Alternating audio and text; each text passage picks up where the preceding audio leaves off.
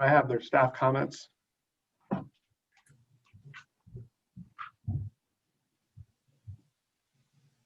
What's that, Jay? I was just making sure everybody's ready to get going when we load up here. We're already live. It looks like we're got 21 attendees. Still going up.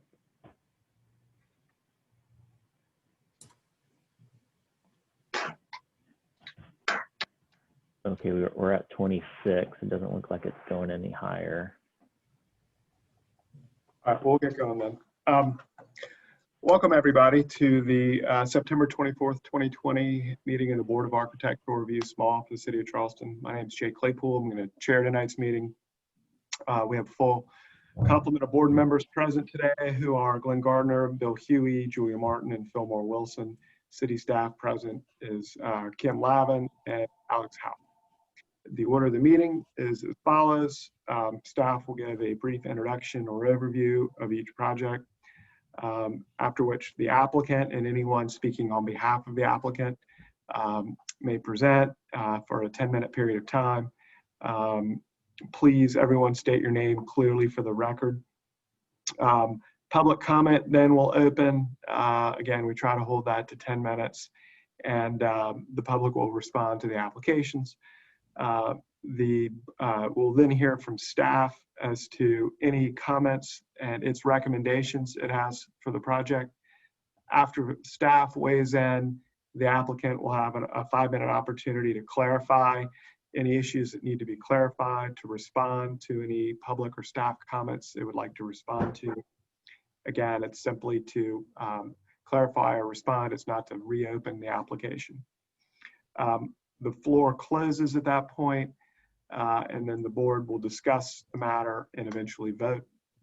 The board is able to ask questions of staff, the applicant, anyone at any time, and we generally begin asking those questions right on the heels of the applicant's presentation. There's been, Alex, I think 2, or Kim, I think 2 items withdrawn from the agenda. Item number 6, 25 Rutledge, and item number 12, 257 Ashley. If I missed another one, please let me know. And then, okay. Then lastly, turn off your cell phone. Try to keep the ringings to a minimum. So without further ado, I guess Kim needs to go over the protocol for virtual meetings, and then we'll get started.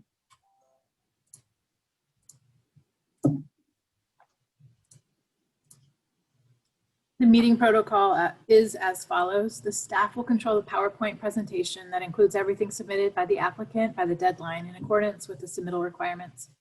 Applicants simply need to ask staff to advance to the next slide during your presentation. Applicants, staff, and board members are required to give their name whenever speaking. Video and microphone has been disabled for all attendees. Attendees, which are not board or staff members, will only be given the capability to speak when they are called on during public comment period. Chat and the Q&A functions have been disabled for everyone.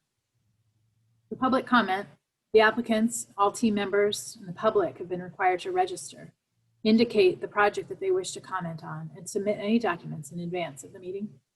Just as in an in-person meeting, all applications heard today are part of the public meeting format.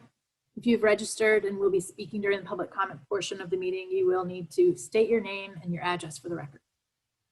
Those members of the public that have registered will be called in order by project. Members of the public that speak are encouraged to remain in the meeting for the completion of the item on which they've commented. Staff will call on the registered members of the public to speak for each project, and unregistered members of the public who raise their hand will not be called on. For the board members will be polled by the chair for comments and for their vote on a motion. Each member, when voting, should respond yay in favor or nay not in favor. The chairman shall reread the motion verbatim. The board member making the motion should correct the chairman if he has not reread the motion accurately. If a board member needs to recuse, he will temporarily removed from the meeting and be placed back in the meeting at the start of the next agenda item. If the board needs to go into executive session, they will call into a separate conference line, and video and audio on Zoom will be temporarily turned off until they are ready to return to the regular meeting. Staff will issue meeting results, including staff comments and board motion to the applicant following the meeting. The results will also be posted on the city website. There's a couple in ways to contact us for additional information. You can contact the BAR website, or you can visit us at charleston-sc.gov/BAR if you're experiencing any technical difficulties during the meeting. And lastly, those proceedings are being recorded. All right, thank you, Kim.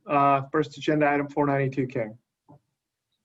492 King is requesting an extension of preliminary approval for the new construction of an infill building and renovation of existing.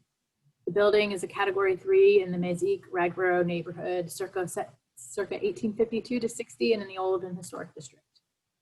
And we just have some context slides from when it was approved, pulling back in just to refresh.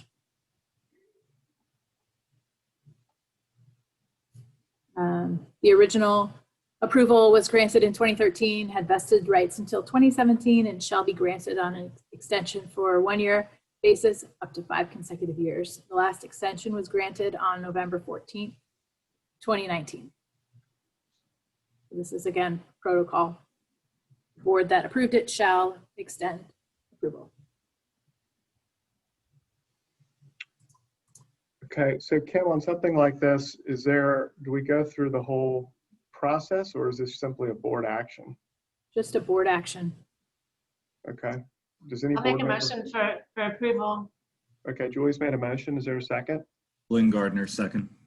All right, is there any discussion? All right, I'll call the roll. Glenn, Yay in favor. Bill, Yay in favor. Julia, Yay in favor. Fillmore. Yay in favor. All right, chair votes yay in favor, and the motion passes. Next agenda item is 16 Cleveland. 16 Cleveland's requesting preliminary approval for the demolition of dwelling.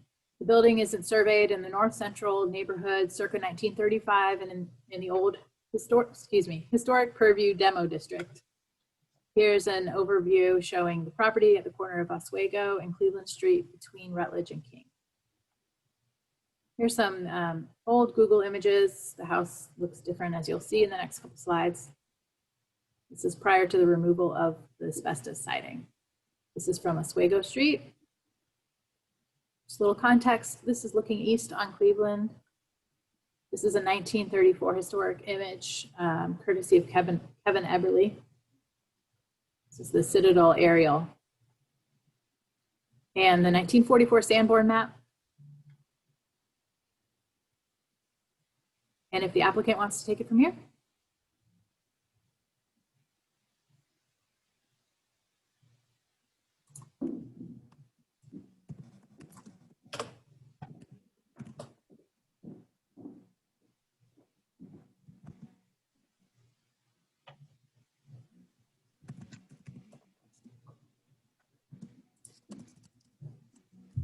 Okay, can you hear me? Yes. Okay, yeah, so my name's Sam Jackson. I'm with Construction Management. We're the building company. What we'd like to do is demo the existing building to put back an existing structure that is 2 stories to look exactly the same thing, same style, same look as the existing building now. The reason we like to take the existing building down is because of extensive structural damage. Our structural engineer went out and took a look and wrote a letter, a stamped letter that was submitted to the board, stating that all the structural members, the girders, the joists, all the outside diagonal siding is beyond repair and beyond structural integrity. So we would like to demo all those things. Also, the front of the building, the addition, not any historical factor. The brick skirting was not either. So we'd like to be able to demo that. And again, put the same shape and structure back, but a 2-story, but essentially remove all of the damage, everything under the roof structure. The roof structure actually itself is structurally sound. So one possibility, if need be, would be to keep the roof structure stilted, demo the walls, demo the floor system, and then raise that to a 2nd story and then build 2 floors underneath of that. But ideally, we'd like to demo the roof and the walls completely, put the same footprint back, and then make it 2-story. We'd like to do. Okay, does anybody have any questions right now? I have a quick question. I'm just curious when the applicant acquired this property and what condition it was in then.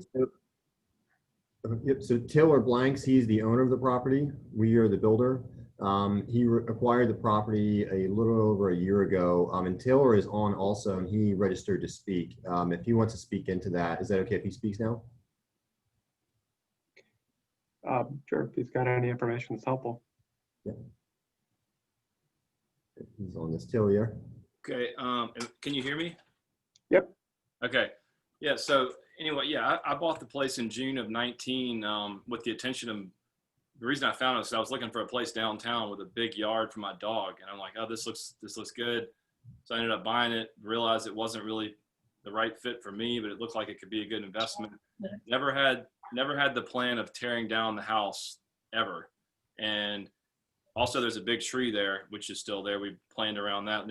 I'm not into tearing down things or cutting down big trees. It's just, as time's gone on, the asbestos shingles came off, the interior walls and flooring was removed, and it just became evident that it was kind of just beyond repair, and to try to renovate it and replace it piece by piece just isn't, really as nearly as feasible as just starting from the ground up, especially given that we're going to rebuild pretty much the same look. It's just going to be another story. And I really think that the neighbors should be happy to see something new here other than the eyesore that's there now.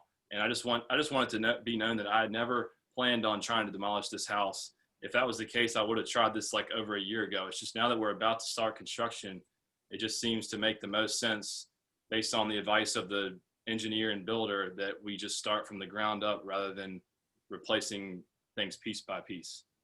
So that's kind of my story with it. Thank you. Any other questions from the board right now? Okay, let's go to Alex. Let's go to public comment then, please. Yeah, we have three members of the public speaking, and then a couple of letters. We'll go first to Kevin Eberly. Find him. All right, he should be able to speak now. Okay. So not surprisingly, as an uptown building, I'm opposed. It seems to me like there are two basic issues, which is the worthiness of the building and then the worthiness of the request. As to the worthiness of the building, it's classic late 30s, early 40s construction. That area was really built out between, say, 1920 and World War II. And this sort of building form is really characteristic of many of the houses in the neighborhood. Very small, was built for the working class, mainly shipyard and that sort of worker. And so there are admittedly some two-story buildings in the neighborhood, but even those were largely duplexes in the 20s and 30s. So it's a characteristic building until it had its asbestos siding removed. It, even looked great. The new building, I have to say, the idea of demolishing this building and then rebuilding a two-story structure with minus the bump out on the front, and to say that that will look the same seems sort of like a stretch. But I wouldn't want to see a totally different building there, which I'm afraid we will get. And so then the second issue is the worthiness of the request. And the problem that I would have here is that the siding was removed with no BAR approval, by the way, but the siding was removed for whatever reason, and the interior was mainly hollowed out, sort of like a jack-o'-lantern, and does not leave much structural support. So it's no great surprise that the hired expert would say that it's got structural issues. But those are self-created. You can't very well create your own dilemma and then appear before the board and say, well, because it's in bad condition that I've caused, it needs to be demolished. And the expert, really surprisingly, didn't actually tie the termite damage to the instability. He just noted there is termite damage, as there are in many of the houses in the uptown. And so minus that sort of connection, I would have a hard time just justifying, given the record, any need. So I think the building is worthy of preservation. And I don't think that the request is merits the demolition. So I'm opposed.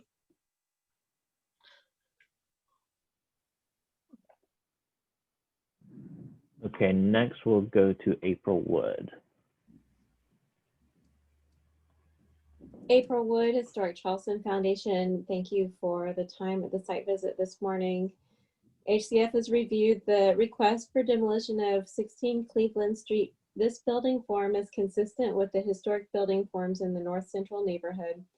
We recommend denial of the demolition of the existing building form, as well as denial of the existing wood windows. Thank you.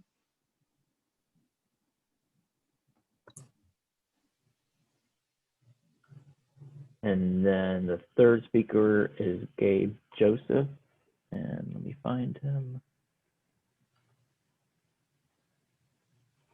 All right, you should be able to unmute yourself and speak now. Okay, can you hear me? Am I on? Hello? Yes. Okay. So I own the house at 23 Cleveland Street, which I'd spent a considerable amount of time and money to restore. While renovating the home, I encountered termite damage, substantial rot, foundation issues, but I never once considered removing the siding and interior walls to bolster the structural integrity of my house. For some reason, the applicant here has removed the siding, demolishing interior walls, ceilings, and floor system, and now comes before the board claiming the home is structurally unsound and should be demolished. He's created the peril from which he claims to be suffering. 16 Cleveland is not even close to beyond saving. The application for demolition should be rejected, as the home is an important historic structure in our neighborhood and deserves preservation. Further, the applicant told a friend of mine that he plans to demolish the house, but assured that he will rebuild it just like it was, only with a second story. Well, it's a one-story house. Applicant is already permitted to build 2 additional 2-story structures at 16 Cleveland Street, and now wants to demolish this historic home to make room for a third. Our street is not like further downtown where every home is cheek to jowl and there's little space to breathe.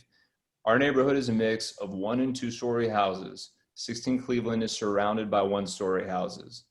This building form is a good example of pre-World War II construction. It provides breathing room to that corner and is important for our streetscape. And North Central is every bit as deserving of preservation as other Charleston neighborhoods. And this would set a bad precedent and further erode the fabric of downtown Charleston. You know, the applicant said that the neighbors should be happy because it's better than the eyesore that is there.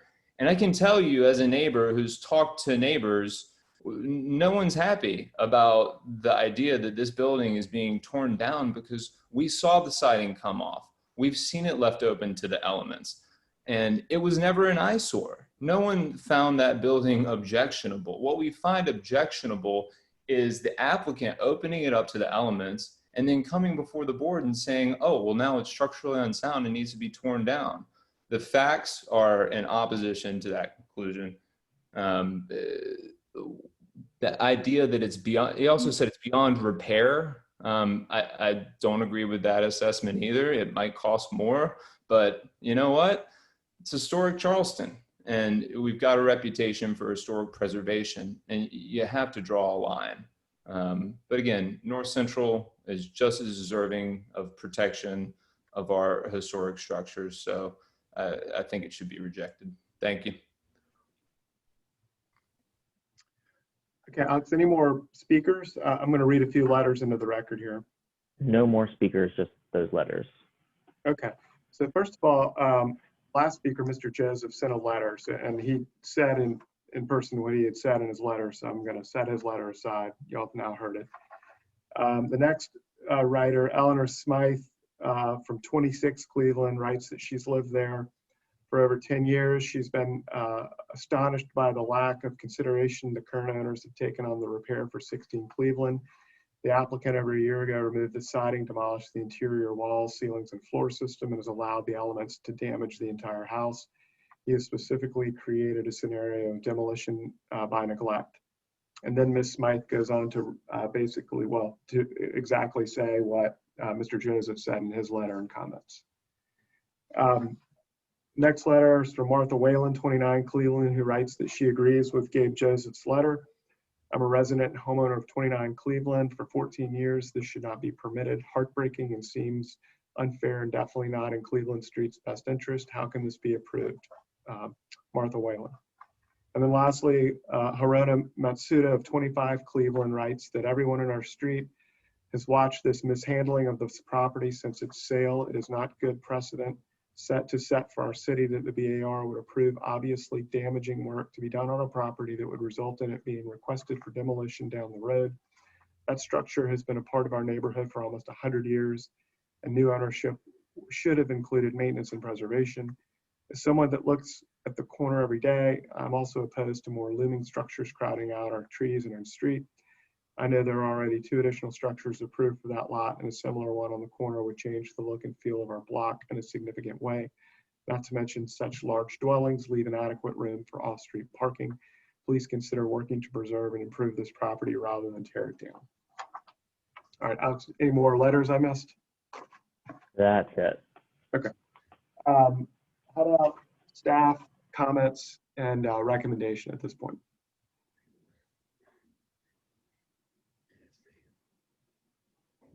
Oh, they cut me out. The applicant met with preservation staff on multiple occasions on the property. The siding was approved for demolition in 2019.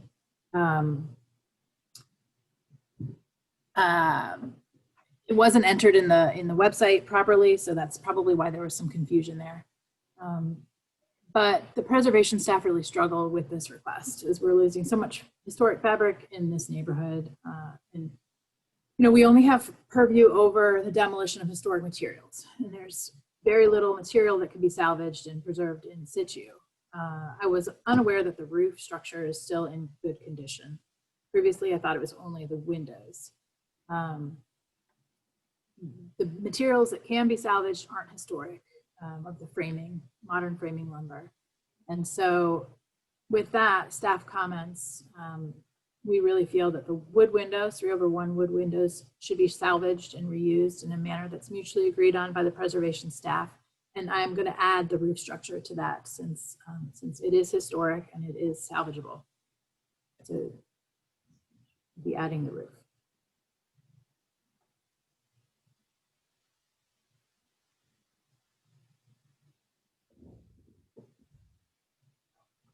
Okay, so Kim, to make sure I understood the recommendation, it was approval for demolition except for the windows and roof structure with staff comments and final review by staff? That's right. Okay.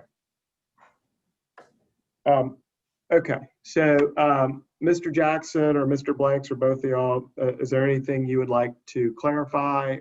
Any comments you'd like to respond to? Again, we're not reopening the application, just sort of clarifying and responding, basically. Yes, just to respond as far as the extent of the demolition, the brick skirting that is around the outside right now that is not a continuous pour for the foundation, and obviously per code, we would have to bring that to a continuous pour.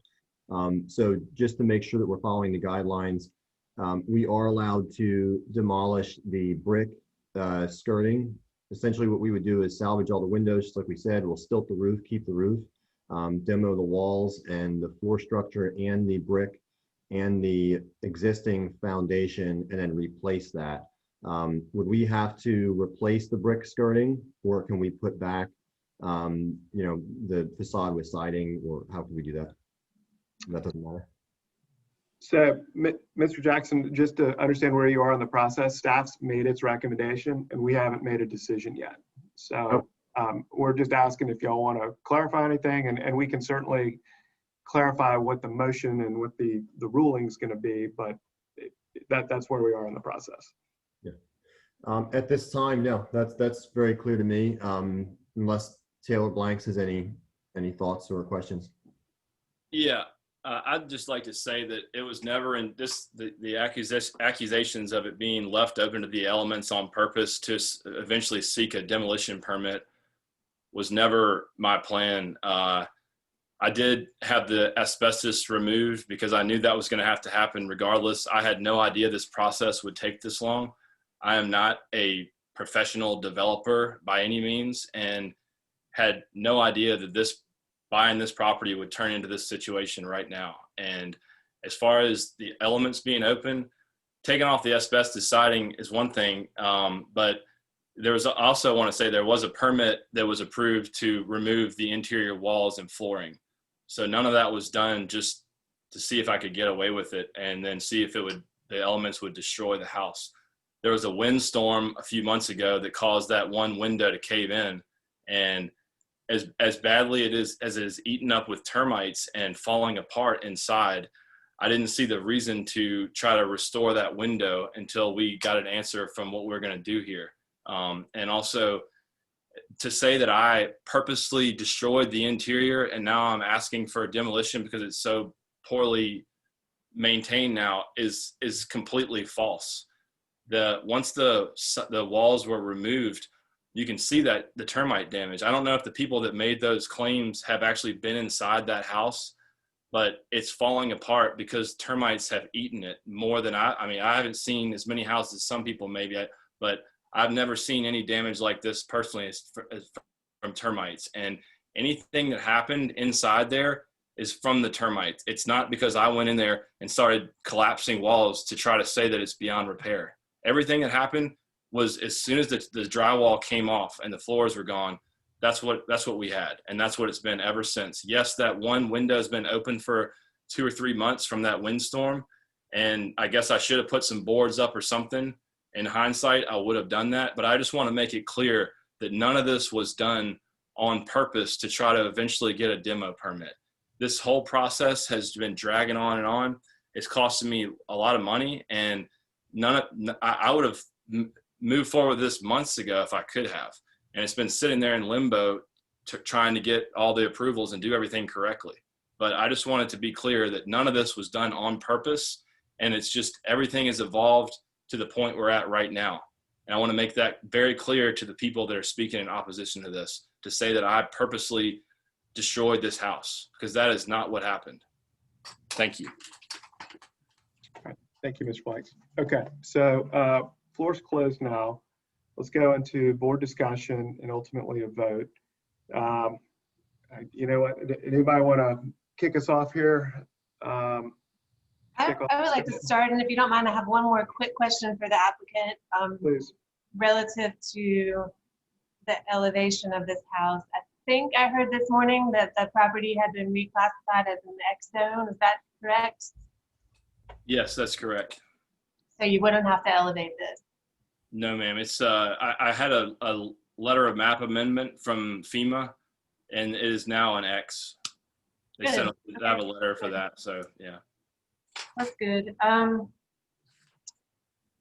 So I'll just say that in my estimation, you know, I do agree with the public comments that somehow reconstructing this as a 2-story house is not in any way preservation.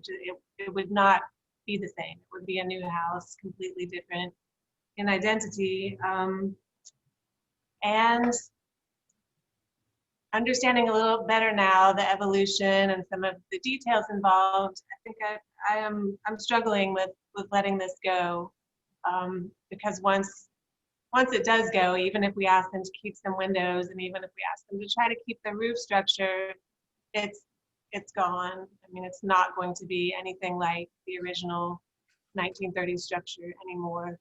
And based on experiences of my own and properties that we've all seen, I do think this could be saved. It would not be easy, but I think it could be saved. And it sounds like that was Mr. Blank's original intention, to fix up this house and not necessarily have a second story. So hopefully that would kind of align with his original intentions.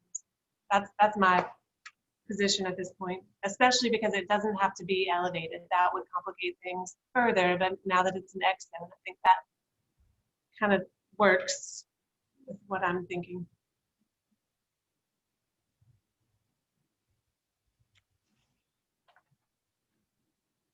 Okay, anybody want to tack on to Julia's comments? I'm inclined to agree with Julia on this. There's not a lot of historic material that is intact in the house except the windows, and of course I think the roof covering, the roof closure is asphalt shingles. So that's not particularly impressive, but the form, the roof form is important, and the form of the house, particularly the original form without the addition of the house, I think is important to the neighborhood. And it is complex to save it, but it's certainly not impossible. And so I'm inclined to agree with Julia on this. I think that this is one that can be saved, and I think it may be important to save this form.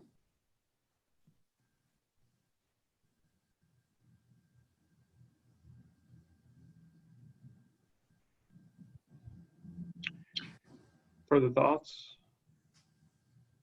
Glenn Gardner, I feel like everything that's been said has been pretty well stated. I admittedly struggled a bit after seeing the degree of termite damage, but you know, the board has required some far worse examples to be retained, or not examples, but properties in worse condition to be retained. And at the end of the day, sistering all the members of that structure and keeping the form, and especially keeping the windows, is what I think is important.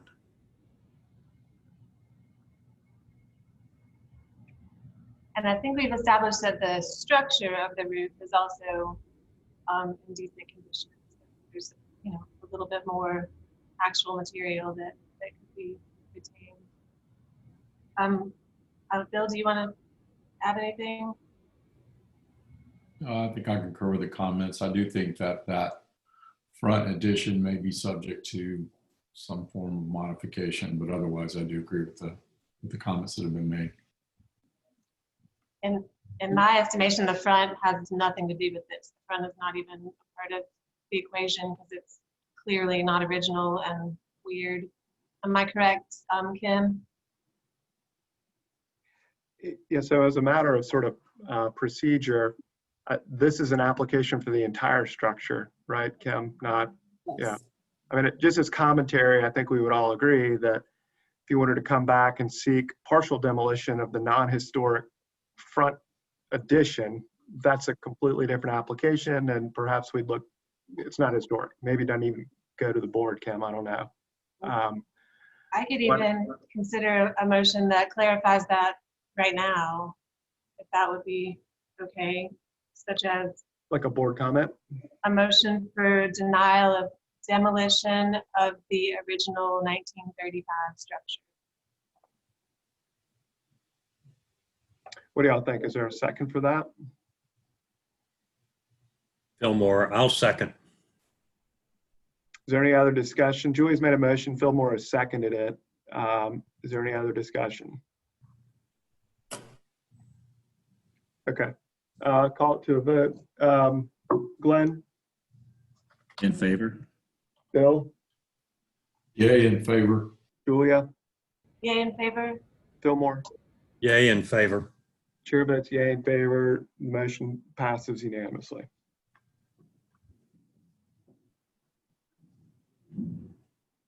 Okay. Next agenda item is 35 Bowery. 35 Barry is requesting conceptual approval for the new construction of an elevated single-family dwelling. It's in Charleston Village, new construction in the old city district. Here's an image, Google image showing the aerial location on Barry, just north of Wentworth and south of Montague. Now, this is the previous condition prior to relocation and elevation of the existing house. There's that intersection right there on Wentworth and across the street from the site.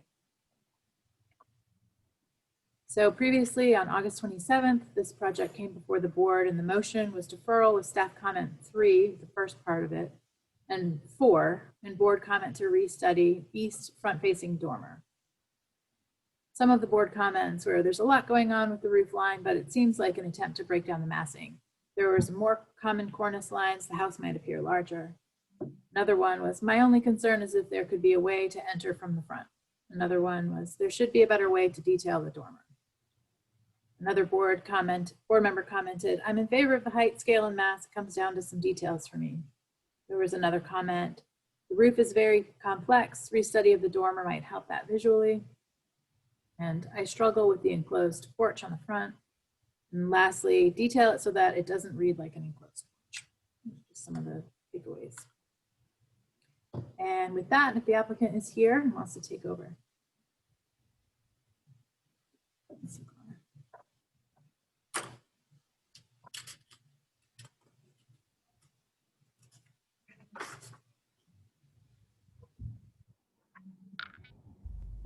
Can you hear me? Yes. Okay, great. Awesome. Yes, we are here to present a conceptual application for 35 Berry Street. Just to recap, this lot has been subdivided, and this is a new construction on the north piece of the property, and it will be known as 35 Berry Street. Last time we were here, I think we talked about several things, so I'd like to just go through those that I walked away with. The first of which was the complex roof lines. The staff comment was to reduce multiple and excessive volumes. So we have looked at this, and I've spent a lot of time on the site and around the site. I've added some additional context photos for you, including some photos from Lockwood Boulevard showing the lack of visibility potential for this structure. So I truly believe that, and after spending a lot of time down there, that the main mass of the house, which is the front section, is the section that will be most visible, and the telescoping of these volumes is not going to be visible from the street. And I would argue, even if it were, I think it is clearly successful in terms of its attempt to bring down the massing and break up the massing so that it doesn't appear to be a huge house on the street. In terms of the streetscape, I'd also like to remind the board that this is a rather suburban street in the heart of downtown Charleston with 25-foot front setbacks and a very eclectic grouping of structures that include elevated townhomes, elevated row houses, a lot of more modern architecture that has been modern in terms of Charleston, new construction in Halsey Park, which is just down the corner, and brick ranch houses and duplexes and all kinds of things. And I feel like this will be a really beautiful addition to the streetscape. The next element was about the enclosed porch detail. So you can see here, thank you, Kim, that previously we had this sort of enclosed porch detail where we have a sitting room that was underneath a consistent porch roof line. So we looked into it, thought about it. My clients really do want to maintain this space. And so we sort of took some of the comments about having this have its own volume, and did that, made it a little smaller, increased the porch width a little bit, and gave this its own sort of definition, so that it doesn't appear to be an enclosed porch, but instead its own volume. And then the last comment was to do with the large dormer on the front. So we reduced that down to 3 windows instead of 4. And I think that's really reading beautifully on the front elevation. It's still very interesting and gives that front massing a lot of presence on the street, but maybe that it's a little less overwhelming in terms of its form. So that's kind of where we are based on our last meeting. I think that my clients, Andrew and Nicole Roskill, are here as well, and they may want to speak. That'd be great. Can you hear us? Yes. Yeah. Great. Thanks for giving us an opportunity to speak. We're longtime residents of Charleston Village. We live on Wentworth Street. We love this neighborhood and love this area. We had been looking to move from our current place and thought we were quite lucky when we found this lot. And the fact that we're going to be able to build what will be probably our forever home and our dream home is something that we're just tremendously excited about. We love the neighborhood. I think as Julie said, it's a really diverse neighborhood.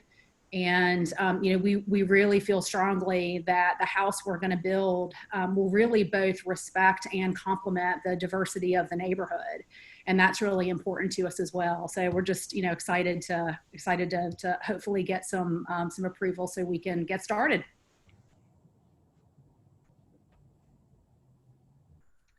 Thank you. Does anybody on the board have any questions for the applicant or staff? Anybody?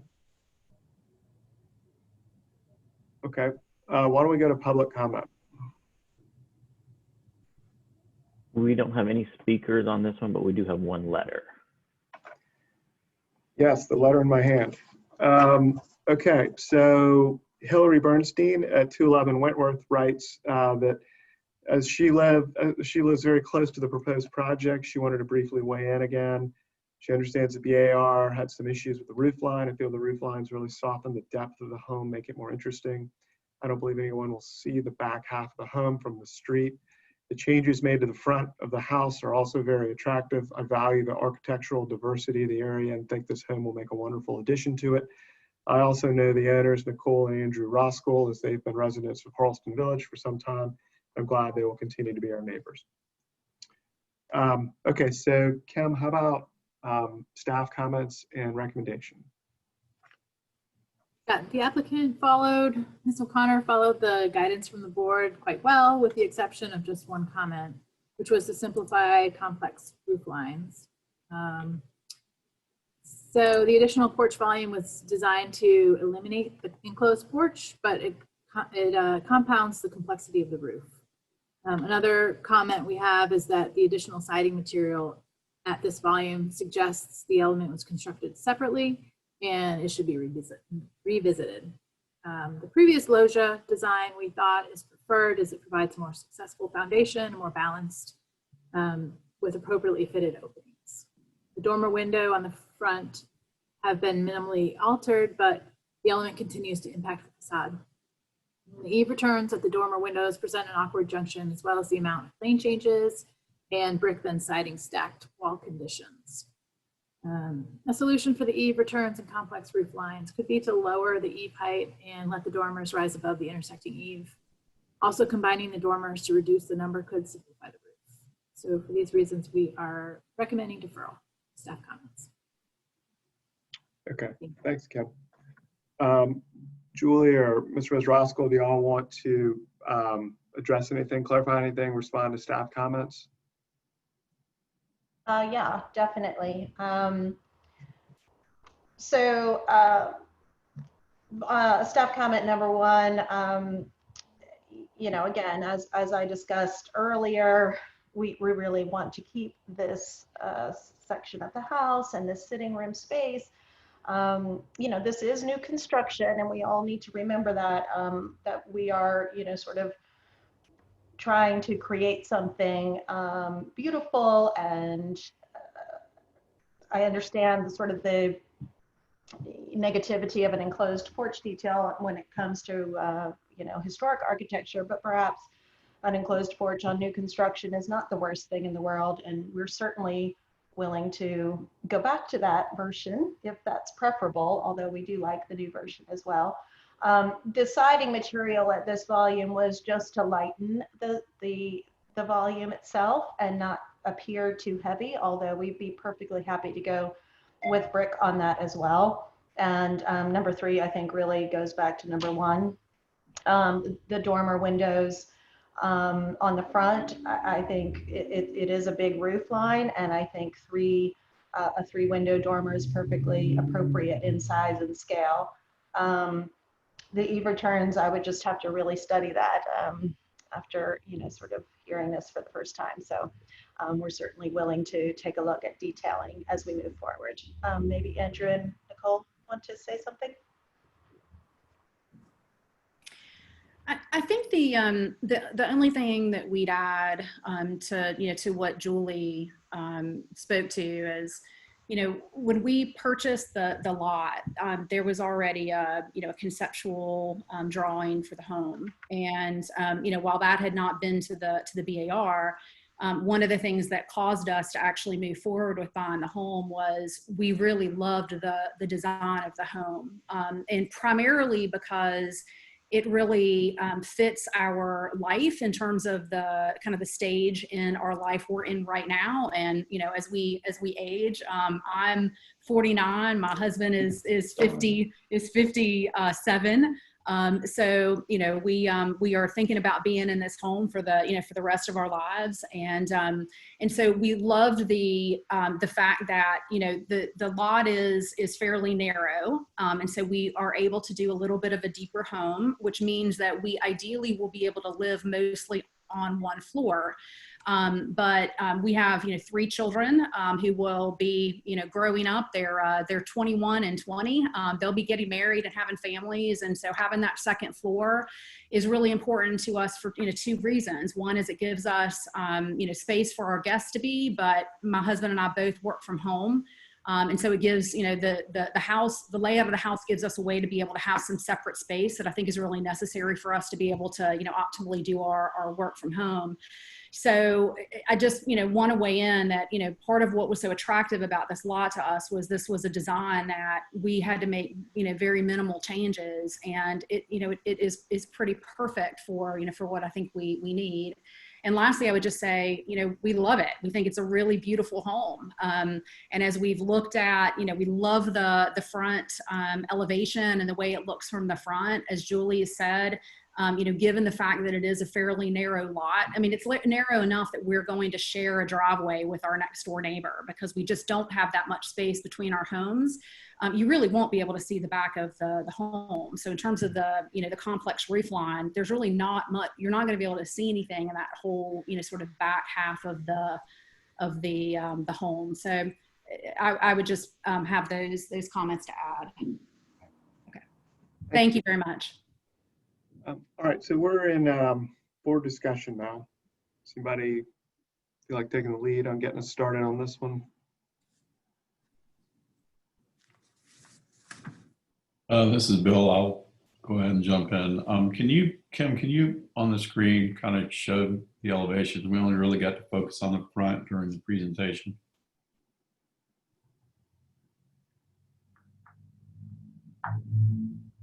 Front elevation? I guess start at the front and then just kind of work down the sides. I just wanted to, in light of the comments that were made, the current staff comments, I just wanted to have a chance to put a visual on that. Okay, so the comment number 1 appeared to be making reference to, at least from staff's comment, excuse me, was that, did I infer that the staff's comment was that the previous loggia solution seemed to be more palatable to staff? Did I hear that right? Yes, we like what came before. We feel like the proposed arch on the right complicates it, and we much prefer the first one. Okay, because of the additional roof line break and adding to the complexity of the roof lines. That's what I inferred from that. Okay, and then can you go to one of the side elevations? Okay, and I wanted to make sure that I was totally understanding the comment regarding the dormers and returns on the dormers. and there was a mention of consolidating some of the dormers. Would those be the 3 dormers primarily in the front mass that we're seeing here? Yes. The cornice line, how it's broken up is kind of concerning. It doesn't simplify it in any way. So these areas here on all 4 sides of this mass. Yeah, I do understand that comment, because I think that the thing that we're not really able to observe on this elevation is the actual return of that cornice at the dormers. So what we'd end up basically probably seeing would be the profile that you're going to see in the projection, but it'll be pretty much just a flat infill back to the dormer wall itself, which is going to be kind of could be a little bit of an awkward transition there. So I think maybe that comment I do believe has some merit to it, because simply of the refinement of the return element of that cornice at the dormer wall planes is going to be a sort of a complex point there, and that will be very visible on the oblique as you look down the side of the building. All in all, I would say that, and I believe I was one of the ones that led the charge for maybe making the front porch maybe not look like it was enclosed, but I do see the merits of staff's comments in that now, because of the complexities of the roof lines. And to Julie's point that obviously it is new construction, so we can interpret as we want with it. I believe that simpler roof line, now seeing this in contrast, I believe that staff has a good point with that. And really then my only other point would be, and I believe it's regarding the comments regarding the dormer and engagement of the roof line. I do believe that's going to need at least some degree of address of how that's going to be handled. So those are my comments. All right, this is Julia. I'll chime in. I start off by saying I really appreciate staff's and the applicant's thoughtfulness, and clear that a lot of time has gone into this design. I wasn't here for the previous hearing, but I do feel like this is a perfectly fine, handsome design for this part of the peninsula. We're talking about, I think, infill, which didn't even really exist until the middle of the 20th century. As has been stated, there's a really wide variety of styles and scales of building in this vicinity, and I have no problem with the design presented.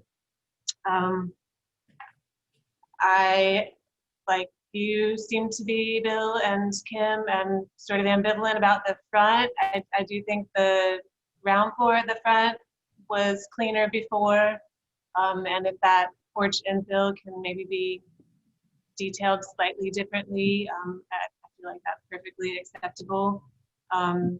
One tiny request that I would throw out there is if you can go back to the front elevation real quick, Kim. Other way. If there's, I think there is a way, if you could please eliminate the smart vent things that are visible from the street and just have those handled on the sides, I think that would be a nice gesture to the public. And then just to reiterate, I think this is a perfectly fine design for the context that it's going into. Oh, this is Bill. I want to throw in one more thing. I'm sorry.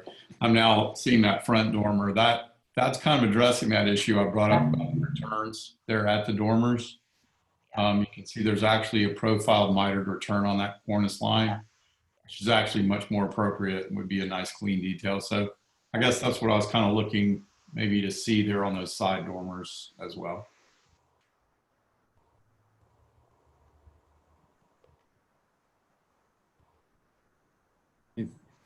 Fillmore here. I don't have a lot to add. I went and visited that site this afternoon to refresh my memory, and in 2 or 3 blocks of that site, there is certainly no consistent architecture that can inform a new design.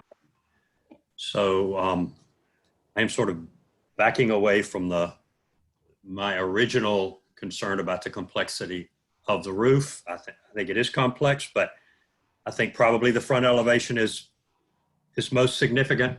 I agree with staff and Bill on the eave returns on the dormers, and I think that could stand up a little more study. I think the dormer on front, the building is complex, but the new dormer design on that, the size of the dormer, I think helps that complexity, and I agree with staff. As much as I'm kind of opposed to the idea of a faux porch enclosure, this is new construction, and I think the original design is much more attractive than the proposed. And so I'm on board with staff on that. Thank you. I don't have anything in addition to add. Okay, so can someone help me reconcile? It sounds like a lot of staff comments were accepted. Maybe Bill had some additional thoughts about mitering the cornices, Julia about eliminating the flood vents in the front elevation, the east elevation. Is that sort of a motion to compile all that? Is that what everybody's thinking? Might want to help me with that.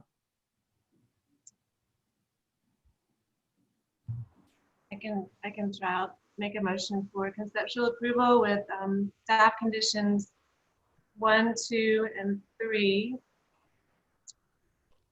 And a board condition to clarify the detail at the eave returns at dormers. And a board condition to eliminate flood vents at the east elevation.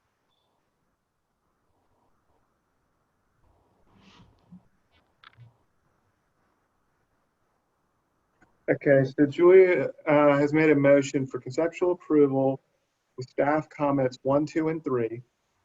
Board comment 1 to clarify the detail at the eave condition at the dormers, and 2 to eliminate the flood vents from the east elevation. Did I get that right, Julia? Yeah. Okay, does anybody want to second that? Oh, this is Bill. I'll second that. Okay, Julie's made a motion, Bill seconded it. Is there any further discussion of the motion? If not, I'll put it up. And Jay, I did just want to make sure to be clear. So regarding staff's comments regarding the, we were talking about going back to the previously submitted front roof line and enclosed porch treatment. And that is what I seconded. Can I just clarify one thing? If not, that's fine. Jay, is that visible or too far? Sorry, I didn't hear that, Kim. Say it again. Can I clarify one thing about comment number 3?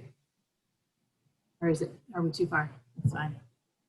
No, I think, yeah, so what I got out of staff comment 3, which is included in Julia's motion, is that the previously submitted design with respect to the loggia design, it should go back to that. Right, Julia? Correct. Thank you. Kim, does that answer your question, Kim? Yeah, thank you. All right, and Bill, did we answer your question about? Yes. Which one? Yeah. Yes, thank you. That was sort of the same question, but yes, that's answered. Thank you. Okay, so Joy's made a motion, Bill's seconded it. I don't hear any further discussion of it, so I'll put it to a vote. Glenn? In favor. Bill? Yay, in favor. Julia? Yay in favor. Fillmore? Yay in favor. Chair votes yay in favor, so the motion carries unanimously. Thank you. Thank you. everyone. Bye. Okay, next agenda item is 11 Bennett. 11 Bennett is requesting preliminary approval for new construction of a carriage house at the rear. Building is a category 3 in the Charleston Village circa 1904 in the Old and Historic District. Here's an aerial view at the corner of Bennett and Ashley. Here's some existing site photos of the main house on the site. And this is from Ashley Avenue, looking toward the east. Here's the proposed site. This is a historic image from the 1973 survey card. And on August 27th, 2020, this project came to the board, and the previous motion was conceptual approval with staff comments 4 through 9 and board comment to eliminate cupola. So Julie, would you like to take it from here? Yes, I will. Okay, so I will, ooh, came out funny. Could you go to the photos that I sent you? Yeah, there we go. That's it. Stay right there. Okay, so I'll just go through the staff comments. So the first staff comment that you guys approved was restudy the mold windows on the west elevation, which I did. Mold windows are certainly a characteristic of Queen Anne architecture, and so I don't see that they are, you know, out of line in something in an accessory structure that goes with a Queen Anne house. And of course, back to what we said in our last presentation, this is new construction, but it certainly needs to, you know, go with the house. This photo is a picture of what is next door to our building.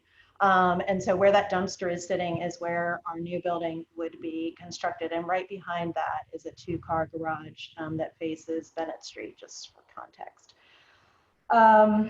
The next comment was bracketed hoods over the windows should not intersect the rake of the roof. We've eliminated the hoods. The next comment was shingles in the gable should be eliminated. We did keep the shingles in the gable. We certainly toned down a lot of the detailing. However, again, shingles and gables are certainly a Queen Anne characteristic that I think, you know, we're sort of paying homage to. Staff comment, the siding should be differentiated from the house. The siding will be hardy artisan siding. And so its material will be quite different from the main house's wood siding. The next staff comment was pedestrian door should be reduced to 1. That's on the north side of the building, and we did reduce that to 1. And then the last comment was garage doors should be double outswing. Again, this is new construction. It's a new building. I would argue that an overhead door out of high quality wood materials would be perfectly acceptable. And then the board comment was to remove the cupola, which we did, although I would love to discuss a smaller cupola if anybody wanted to talk about that. That's it. Excuse me, Kim, can you forward through the elevations?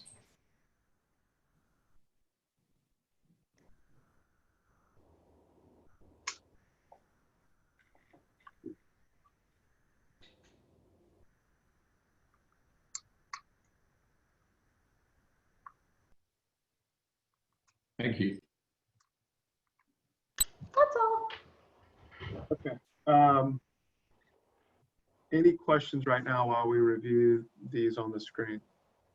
I have one question for Julie. Is the siding exposure dimension exactly the same as the main house, or is it different at all? No, I mean, this will be the traditional, I mean, the regular hardy artisan exposure, and the house would be more like a 5-inch, and this will be 6-inch. I mean, it's close. Okay. Okay, Alex, do we have any public comment? No public comment. Okay, well, how about Kim? We'll go to staff comments and then recommendation. Current design is more successful than previously proposed, although the proportions of the mold windows continue to impact the design of the facade. The only other thing we would say is that several of the board conditions of the motion were not altered in this new design, so that the board should determine how to move forward with those. She does make some good arguments. Okay, so just to be clear, is the recommendation deferral or just figure it out, board? Yes, essentially. Right. But it's deferral, technically deferral. Okay. Julie, anything to clarify or say in response, et cetera? I missed what Kim was saying about what elements we didn't address. So the restudy, the use of the mold windows, the shingles in the gables, the siding, it's negligibly different, different material, and the garage door. We feel that if the garage door is clad in mahogany, that it's perfectly fine. I think you put a note in there. Yeah, it definitely will be clad in mahogany. And again, you know, the shingles in the dormers, it's not a make or break for us. Not in the dormers, in the gable ends. I just do feel like now that we've sort of toned down all of the detailing that we had, I think it is a nice sort of additional detail, but you know, I'm not going to fall on my sword on that, but I do think that it adds some interest. Mahogany garage doors, no big deal. If the board feels like a 6-inch exposure is not enough, then we can certainly deal with that. And the mold windows, again, I would go back to say that this is a perfectly natural thing to see in this style of architecture. And I did look at doing 2 instead of 3, and it sort of made the building feel bigger in mass. I think the 3 windows really helps to bring it down and is a good scale for the structure. Okay, thank you. So let's go to board discussion. Real quick, this is Bill. I have one very quick question of Julie, because I think the hatch maybe didn't show up on the shingles. Those are just straight hardy type shingles, and are they painted the same color as the siding? Yeah, I guess it didn't show up. Yeah, I mean, we would do like a Nietzsche house, it's an individual shingle, it's not a sheet of shingles, and yes, they'd be the same color. So it would just be a textural differentiation.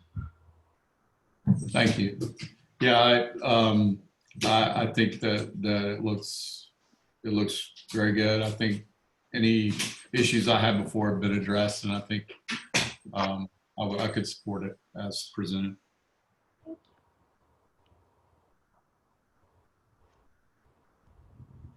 Any differing thoughts or additional thoughts? There's a lot of head nodding, I guess. All right, so Bill, you want to make a motion? Anybody want to make a motion? Remind me again, what is this for final? This is preliminary, but I'd love final details to staff. Okay, I'll make a motion. Sorry, real quick, it's for conceptual, wasn't it? So what was? Preliminary. I'll make a motion for a preliminary approval as submitted with final details to staff. Okay, is there a second? I'll second that. Okay, I'll call it for a vote. Glenn? Yay in favor. Bill? Yay in favor. Julia? Yay in favor. Fillmore? Yay in favor. Okay, chair votes yay in favor. Motion carries unanimously. Thank you. Bye. All right, next agenda item is 34 Savage. 34 Savage is requesting conceptual approval for modification and addition to an existing dependency. Building's a category 3 in the Charlestown neighborhood circa pre-1902 and in the old and historic district. Here again is an aerial for context, right between Broad and Trad Street on the east side. Here's some existing site photos, again for context. Looking from the north. Looking northeast on Savage Street, and looking southwest on Savage. This is a historic image from a survey card of 1973. On August 13th, 2020, this project was deferred for a restudy with staff comments. And if Ms. Sveno's here and wants to take over.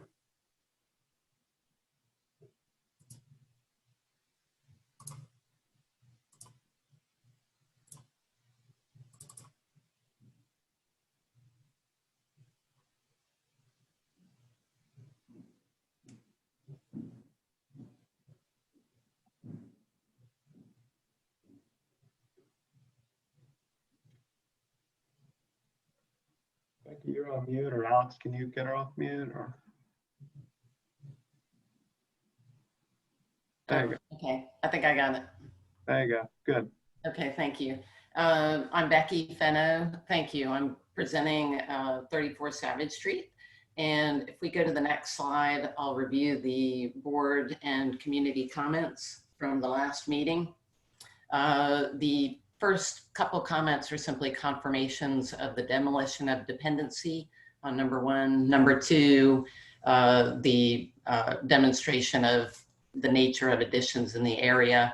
Number 3 is, it starts to be important that the second floor is inset to conform with the required 3-foot setback for new construction. And we will be showing that in this proposal as well. Number 4, the comment, I've broken it into a couple parts. The comment said that the second floor addition is, number 1, inappropriate, and should be, number 2, restudied to align with the first floor footprint along the property line, and then number 3, to utilize a hyphen. So in terms of the first part of that, in terms of being inappropriate, we actually, if you look closely at this area, these structures basically were burned. Most of this area was burned in the fire of 1861. So most of the additions in this area actually just have different configurations and patterns than other parts of the city, as everything was rebuilt after that fire. So for this reason, actually, we think that our addition is not unusual or inappropriate for this particular property and location. And the design, really from a massing and zoning standpoint, is appropriate in terms of, we really started work in December with neighbors and looking at our property to find the best massing for this particular location. And so that leads us to number 2, which is a study of the second floor to align with the first floor footprint. We actually are arguing that the best massing is to keep this second floor wall inset to the 3-foot zoning setback. We think that that's really the best massing for the neighbors and for us. For the neighbors, we think it's in lieu of having a 20-foot or 2-story wall at the perimeter of their garden, we like the approach where we would have the first floor wall with the mature vine maintained, and then have the second floor wall inset, so that there's kind of a stepping back, a softness at the edge of their garden. And we think that for our building, the inset actually makes the addition much more subordinate to the historic main house, and you acknowledge it as a new addition. So that's kind of our response to that second floor wall. And then we did respond to utilizing a hyphen, even though that will not be visible from the public way. Architecturally, that hyphen does give good definition between the main house and the addition. And we've cleaned up the alignment, some of the vocabulary of that hyphen to make it more defined and clear on the north elevation. Then number 5, the comment was to seek a variance to put that wall on the property line. Again, we're requesting to not do that. And then the last comment was regarding the roof pitch on the addition, that it should match the main house. We did do that. I think that was a successful, we'll see that that's something successful in the design, where it makes the addition have a compatible vocabulary to the main house. And the addition still remains subordinate, and that also allows the windows to be lower below the eave line, even though that's not something that will be visible from the public way. Next slide, please. So this, honestly, on the left is the existing view, and on the right is the proposed view. The addition is at the very rear of the property on the right. And I know it's shadowed by and covered by much of the vegetation, which is not supposed to be considered, but it's in a very subordinate location in terms of the main house and the street view. Next slide. Actually, we can go, I'm not going to cover, these are the Sanborn maps and tax maps. These are the photos of the building. On the left is the street front on Savage Street. Then next is the piazza view of the driveway. The third photo is the one photo where the addition is potentially visible from the public way. And then the far right photo is the rear of the house. Right. Just want to zoom in. Yeah. Exactly. Mm-hmm. Right. So that view there at the very back.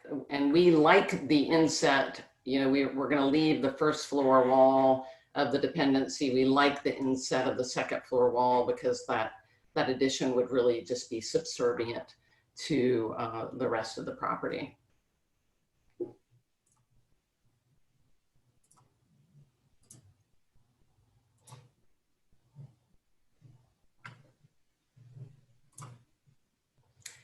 These are views of the dependency in the back. Again, the bottom left is the view that would have been where there would be visibility. The next slide. The next two slides just show our study really of this area and the nature of additions in this area, which I think are just unusual. They don't follow the typical pattern that we might see on Legree Street or King Street, where we might have a main house and then a carriage house that were both historic with, and where maybe there was infill in between.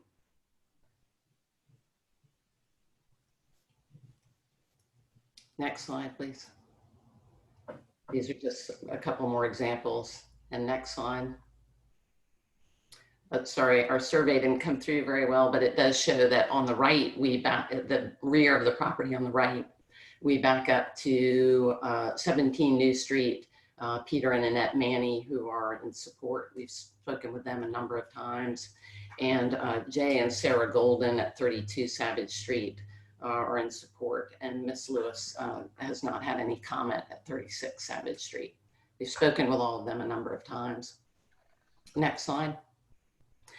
This is the site plan, the existing site plan. We will continue to show, just for clarity, the hatched view is the part that's visible from the public way. And you can see the sight lines that we've kind of drawn there. We actually did check those on site, just getting up on the roof and making sure that we were kind of verifying what you might see from the public way. Next slide, please. So this is on the top was our last site plan, and on the bottom is our new proposal. We have simplified the massing. We've eliminated, even though it's not visible, we felt we were working really to simplify the overall massing, where we eliminated that hatched covered area and created a more simple volume and gave definition to the hyphen between the main house and the addition. Next slide. This is just an enlargement of the existing site and first floor plan. Next slide. Again, this is an enlargement of what we just saw, showing the simplification of the first floor plan. And this will translate into a simplification of the massing. Next slide. This is the existing roof plan. Next slide.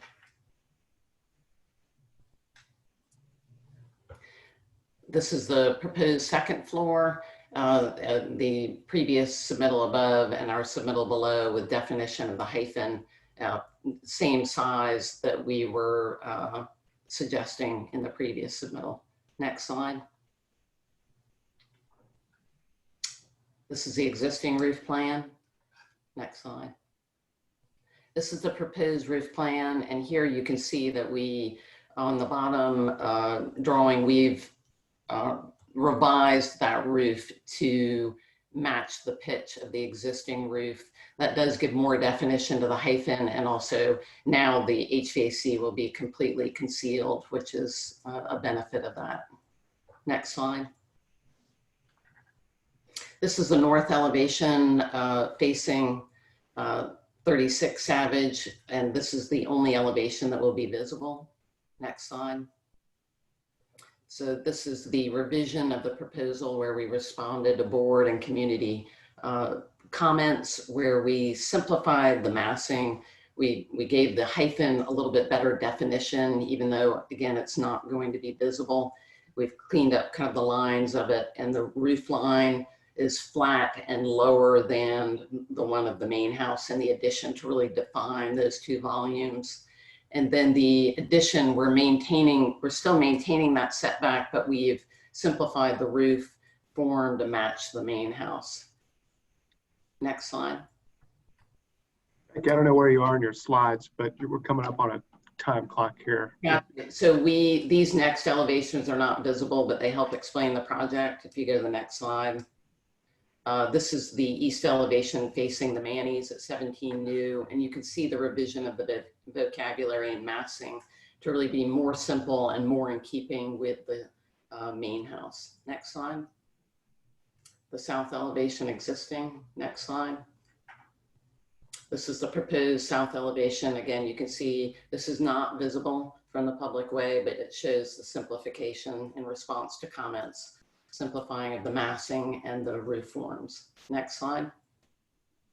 The Savage Street elevation won't be changed. Next slide. And this is just the sections to show just the scale of the addition and how it steps back as we go toward the rear of the site. Thank you. All right, thank you. Any questions right now? No? Okay. Any public comment, Alex? I know I got a letter here. It's just that one letter.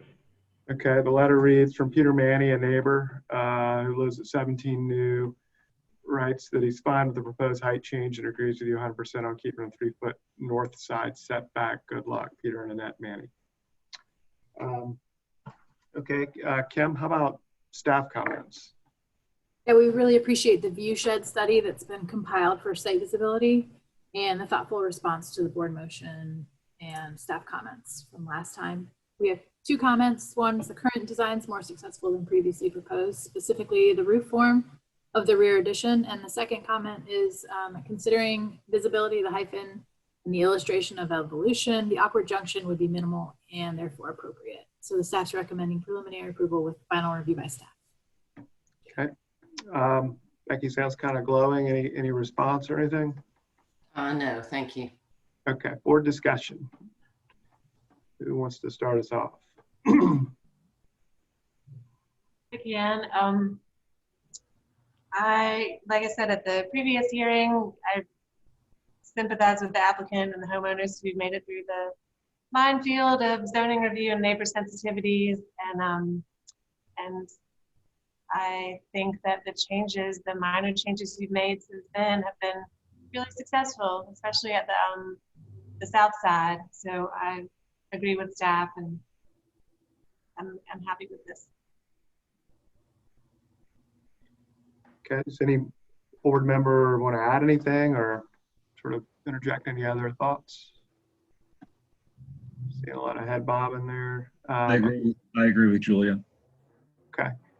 Glenn, was that a motion for preliminary approval with final review by staff? I'll make a motion. Glenn Gardner, I'll make a motion for preliminary approval with final review by staff. Okay, is there a second? Yeah. Second by Julia. All right, I'll call the roll. Glenn? Yay in favor. Bill? Yay in favor. Julia? Yay in favor. Fillmore? Yay in favor. Chair votes yay in favor. Motion carries unanimously. Thank you. Thank you. Next agenda item is 49 South Battery.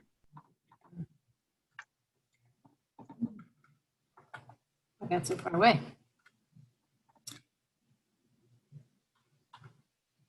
49 South Battery is requesting conceptual approval for a new construction of masonry accessory structure. Building's a category 2 in the Charlestown neighborhood circa 1795 and in the old and historic district. Here's the aerial image for context.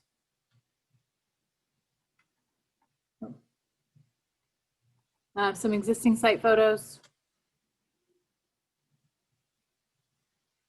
the building in question right here.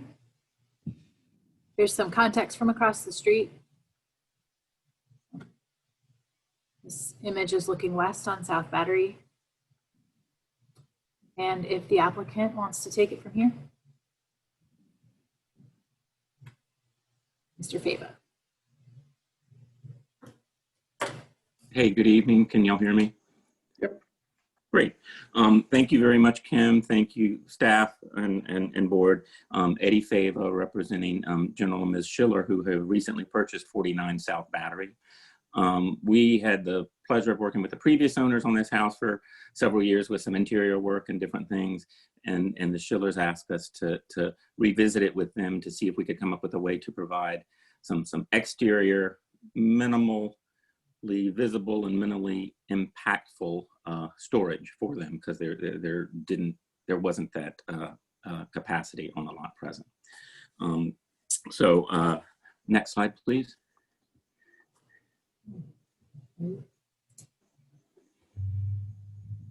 And as Kim was alluding to, you saw the aerials of this. The top right photograph shows a perspective view of the house, the driveway that goes down to the rear.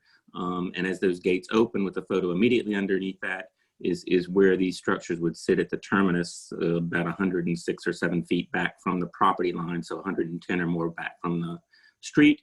There is a relatively new, I'd say early 2000s, masonry wall there, which is the photograph in the bottom middle, that screens what is a pool, terrace and pool to the rear.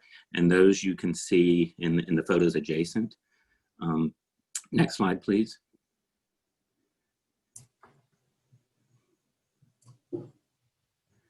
So just again for reference, the existing site plan is at the top. Proposed site plan is at the bottom.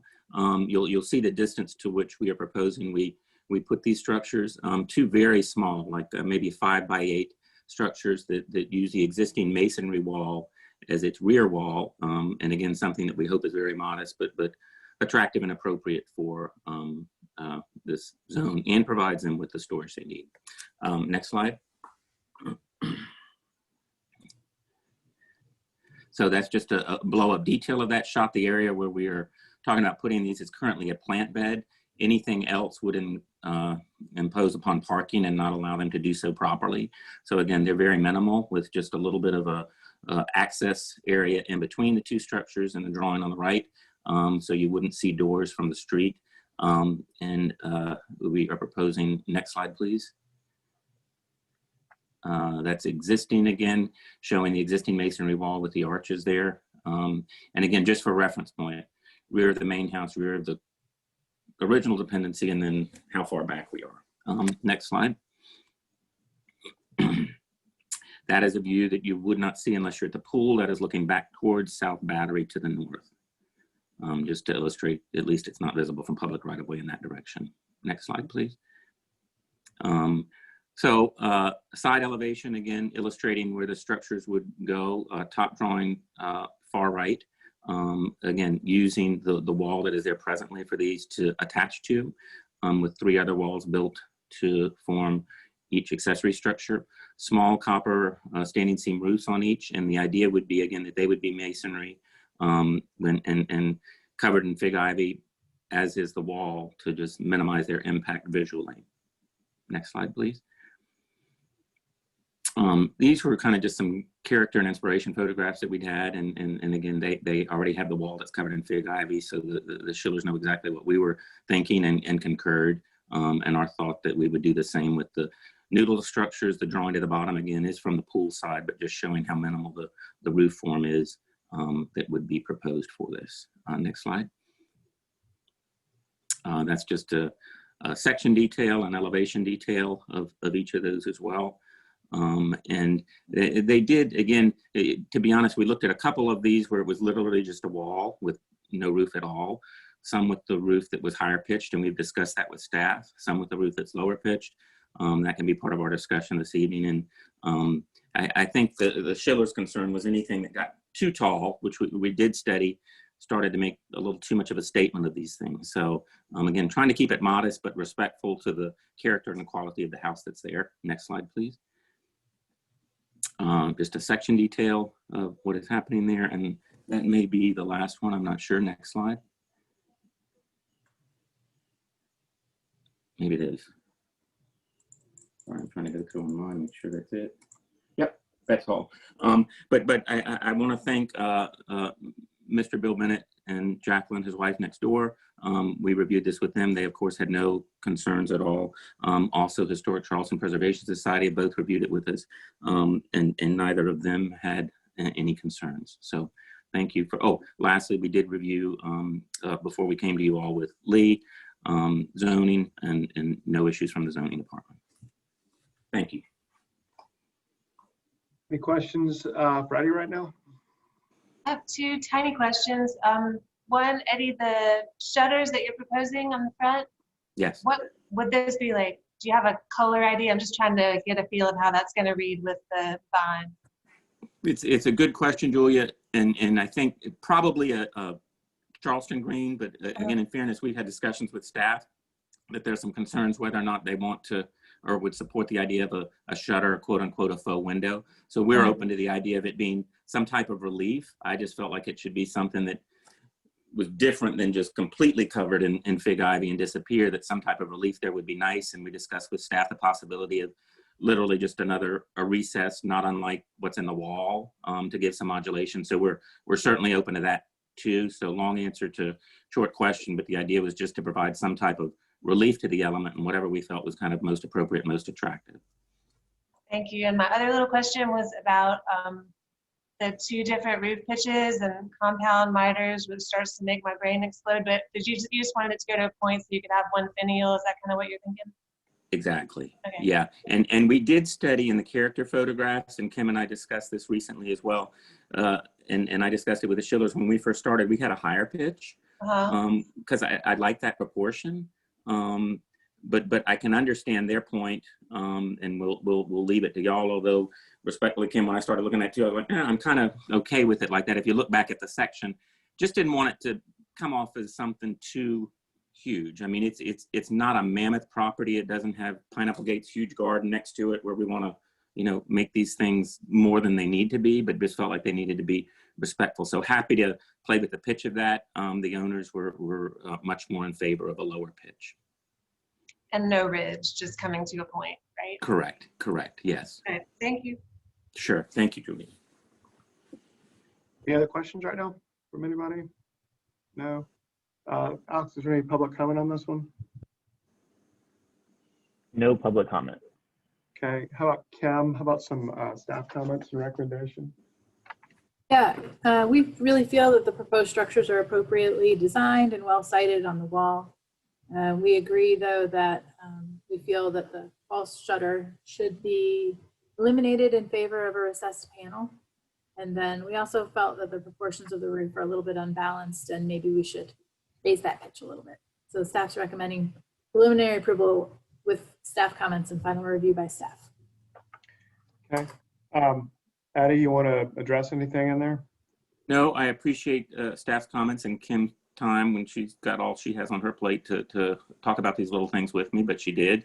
And we're happy to accommodate. I think the thing that we might ask for some input on y'all on is related to item 3 is thoughts regarding the pitch. I do understand what the Schillers are talking about, particularly when you're standing there and if you look at the detail of the section, that it just doesn't become too much. But again, happy to work with it at y'all's consensus.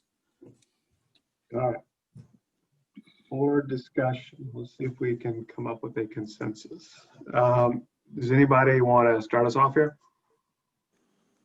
Glenn, I'll be very brief. I'd say that I really like it, and I understand staff's point about perhaps raising the pitch a tad. I think there's sort of a fine line, though.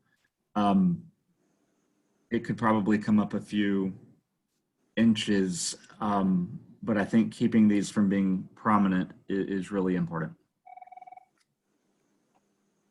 Yeah, I agree. I think staff's comments are great, and maybe there is just a tiny increase in the pitch that could hit that magic sweet spot for everybody.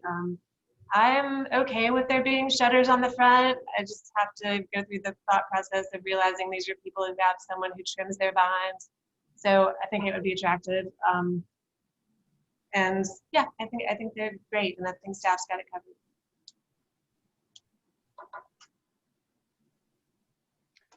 No more, Bill, anything else to add, or we kind of honing in on a motion here?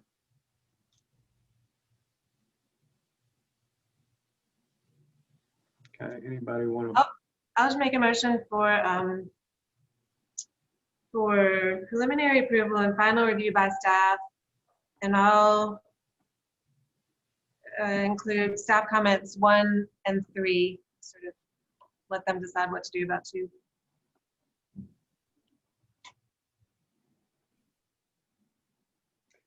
Okay, so Julie's made a motion for preliminary approval of staff comments 1 and 3, final review by staff. Is there a second to that motion? Second. Second by Glenn. All right, is there any further discussion of the motion? No? All right, so I'll put it to a vote. Glenn? In favor? Bill? Yay, in favor. Julia? Yay in favor? Fillmore? Yay in favor. Chair votes yay in favor. Motion carries unanimously. Thank you. All right, next agenda item is 109 South Battery. 109 South Battery is requesting final approval for the construction of a new masonry wall to replace the existing iron fence. The property isn't surveyed. It's located in the Charlestown neighborhood circa 1951 and in the Old and Historic District. Here's an aerial image showing the building between Murray Boulevard, Council, South Battery, and Rutledge. This is the South Battery elevation. Existing site photos on Council Street. This one looks west on South Battery. And this one's looking east. Looking north on Council Street, looking south on Council. The Sanborn maps from 1951 and 1955, showing its construction between these years. This project came to the board on August 27th. It was deferred for a restudy of stylized detail of wall to make more appropriate to age of house and investigate a more uniform lower height of wall. Mr. Fava, if you want to take it from here. Thank you. Eddie Fava again, E. Fava Architects, representing Mary Bradford and Lynn White. And y'all saw this maybe 2 meetings ago, and appreciate y'all's comments and those of HCF and Preservation Society and staff. And we went back with the Whites and revisited, and I can kind of show you where we landed, and I think we've addressed all of your concerns. Next slide, please.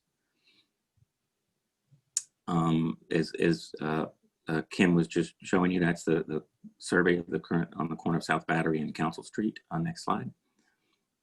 And basically existing and proposed site plans, as you may recall, existing site plan has a portion of a curve right at the corner of Council and South Battery. What's quite nice about this is it's an extraordinary garden that the Whites have, and something that we felt like we could kind of play off internally, although not technically visible from public right of way or your purview. That per the proposed site plan was something we thought we took off on with that to reflect kind of the graciousness of what's behind that and a little bit more softness to the house. Next slide. Let's see, proposed elevation. Okay, so I probably should have put our prior in there. It's right after this. I'm sorry, it may have been the wrong order from my bad, but the existing elevation has an iron fence, and just to refresh everybody's memory, the concern for the Whites was that something that just to some degree mitigated the flooding of their garden. It's certainly a concern with the house and things like that, but when it got that high, it was going to be an issue for everybody. And it was nothing that they want to put a wall all the way across the front of the structure, the way the stairs come down, and architecturally would just be completely inappropriate. So the decision was made to do something that would, as best possible, to protect the garden. In the last application, you'll see in the subsequent drawing, there were finials and more detail on the wall piers, and the height as it swooped, for lack of a better word, up to the house was a foot or more taller than it is shown here. So we have gone back for the elevation at the bottom to simplify the pier caps, simply masonry. We still have the battered cap of the wall in between, and have it recessed slightly enough that allow us to maintain fig ivy, which was a suggestion by Glenn and something we've done on some prior projects that we thought was a good one and something that the Whites had always intended. I just hadn't pointed out correctly enough last time. Next slide. Above was as we were before. Below is as we are now. So the finials have been removed, and the height to which the wall went up and met the house has been reduced by about a foot. And it's evident too as you kind of look at where the windowsills are on the first floor compared to their relationship to the new wall now. And I think a good comment and has improved this, where there's still a certain amount of kind of an understated elegance like the house itself without being over the top. Next slide, please. Similarly here, existing elevation on South Battery and the proposed. Next slide. Oh, excuse me, can I go back? Yeah, so again, just reiterating, and you'll notice that in the bottom right drawing, where the curve, which was exaggerated in the next slide, has been reduced to the current proposal. Next slide. This wall adjoins the neighbor to the rear, where both of them would like to maintain privacy. Next slide. So the proposed elevation maintains a taller height at the rear, which is allowable by zoning. And the previous one, had the finial detail and things of that nature at the end cap pier on South Battery, which we have eliminated. Next slide. This is in the driveway view. And again, just reiterating how it meets the house, where the pier has been lowered, the finials have been removed, and it's a simple brick cap, quite modest. Next slide. And then the comparison of the two from where we were prior to where we are presently. Next slide. Just some details relating to how we're moving forward with this, and the idea of the masonry infill between, or the wall panel between the piers will have fig ivy. Next slide. We are allowing for the floodgate panels at the areas where there's the gates in the house, in the new wall proper. And we discussed this last time, and it's with full acknowledgement that there's no guarantee that this is going to prevent it, but if it mitigates it, it'll be significantly improved from what has happened when it's been damaged several times prior. Next slide. And that is just a detail of the wall section from the engineer of what's proposed for the structure itself. And I might go back, Kim, to something that's an elevation or something if they rather rest on that. And did again have the opportunity to speak with Historic Charleston Preservation Society and staff, and I believe all concur that this is an improvement and has addressed comments. So neighbors remain in full support as they did at the last application. So thank you. All right, any board questions right now?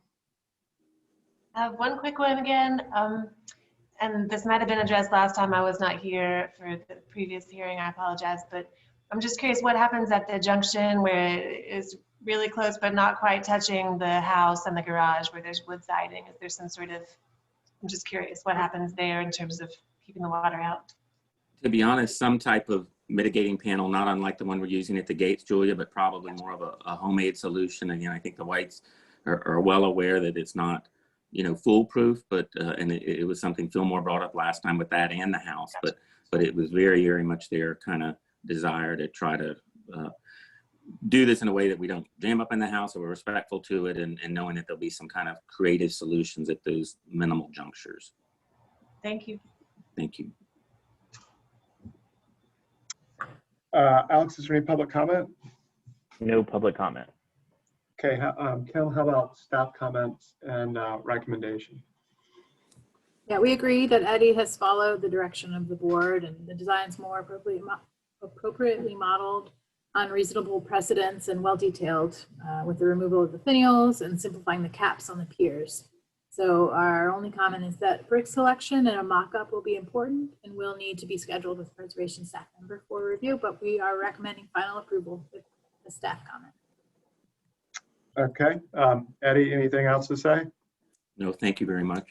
All right, board discussion. Does anybody want to lead us off?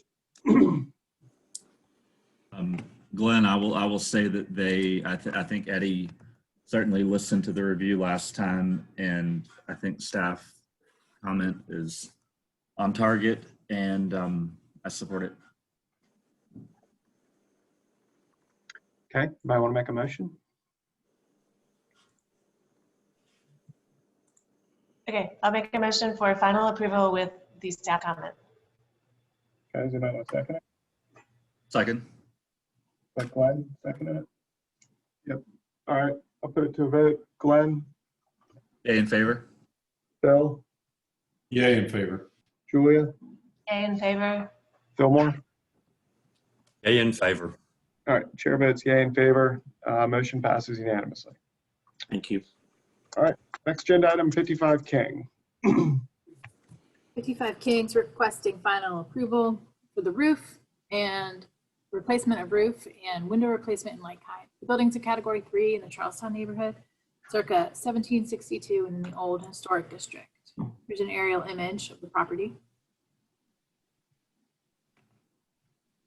and some existing site photos. This is on King Street, looking south, looking north. Here's a historic image from 1995, courtesy of Historic Charleston Foundation. And if you want to take it from here, Mr. Fava. Thank you, Kim. Good evening again, Eddie Fava with the eFava Architects, representing Larry and Eugenia Birchie, the owners of 55 King Street, which is an extraordinary property. We did some work on the property several years ago with an addition, taking down something that was done in the 80s and put something back, and they did an awful lot of work on the property at that time with the carriage house, the garden and whatnot. And it just wasn't in the budget / cards to tackle the roof, which definitely needed work. So it has progressed a little bit further, but our request before you tonight will be to allow the replacement and repair of the existing slate roof. Next slide, please. As y'all may know, or I'll reference it, it was a tenement house, and it was split right down the middle. And you can see that in the middle photograph. And so essentially a firewall in between the two that splits the chimneys. It's been a single family residence for quite some time.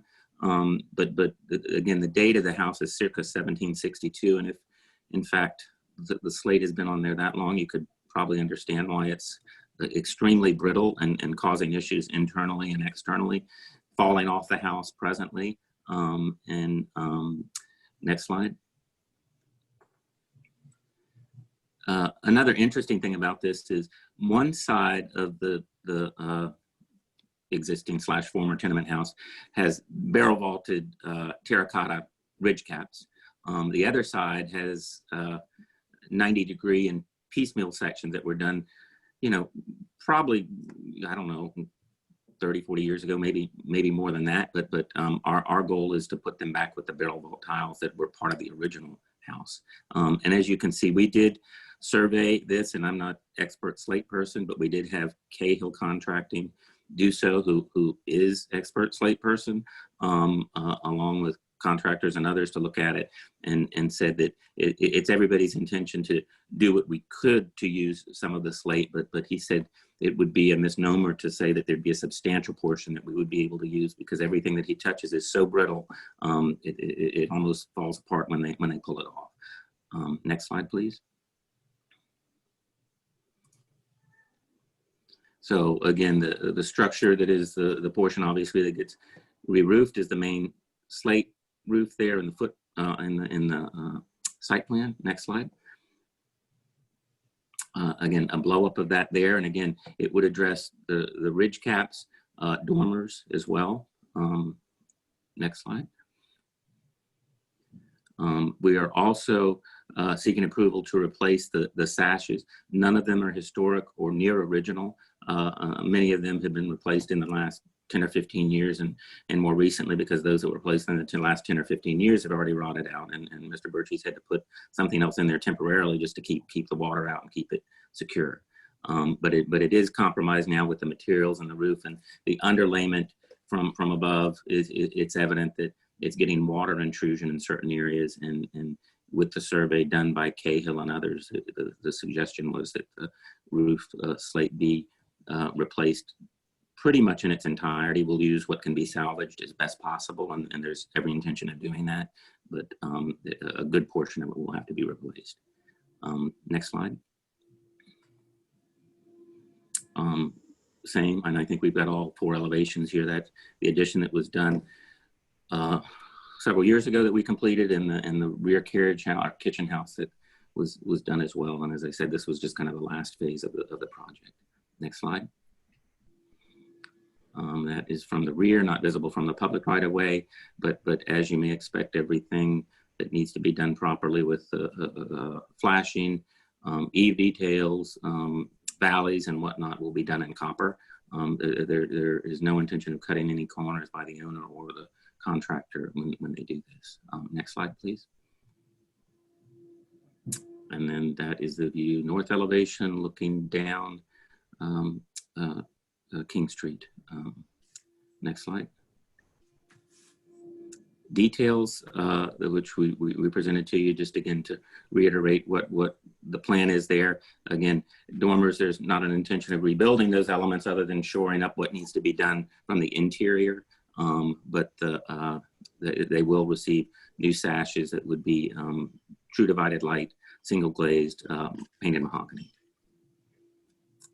Next slide. And those are just details that we have reviewed with Cahill as to how the slate would be installed. They concur. And again, they have already made gestures to secure something as similar as possible out of Vermont. We have done a great deal of work with them, and there are others that are perfectly capable, Paquette and others in town that could do this, but they've done a beautiful job for us on 10 Limehouse, 69 Meeting, some pretty substantial properties, and this one certainly wants that kind of attention, and the Birchies are willing to go to that significant expense to make that happen.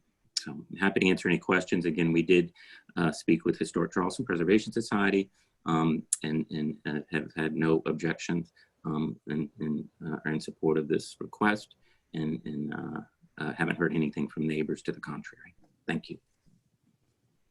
Thank you. Questions?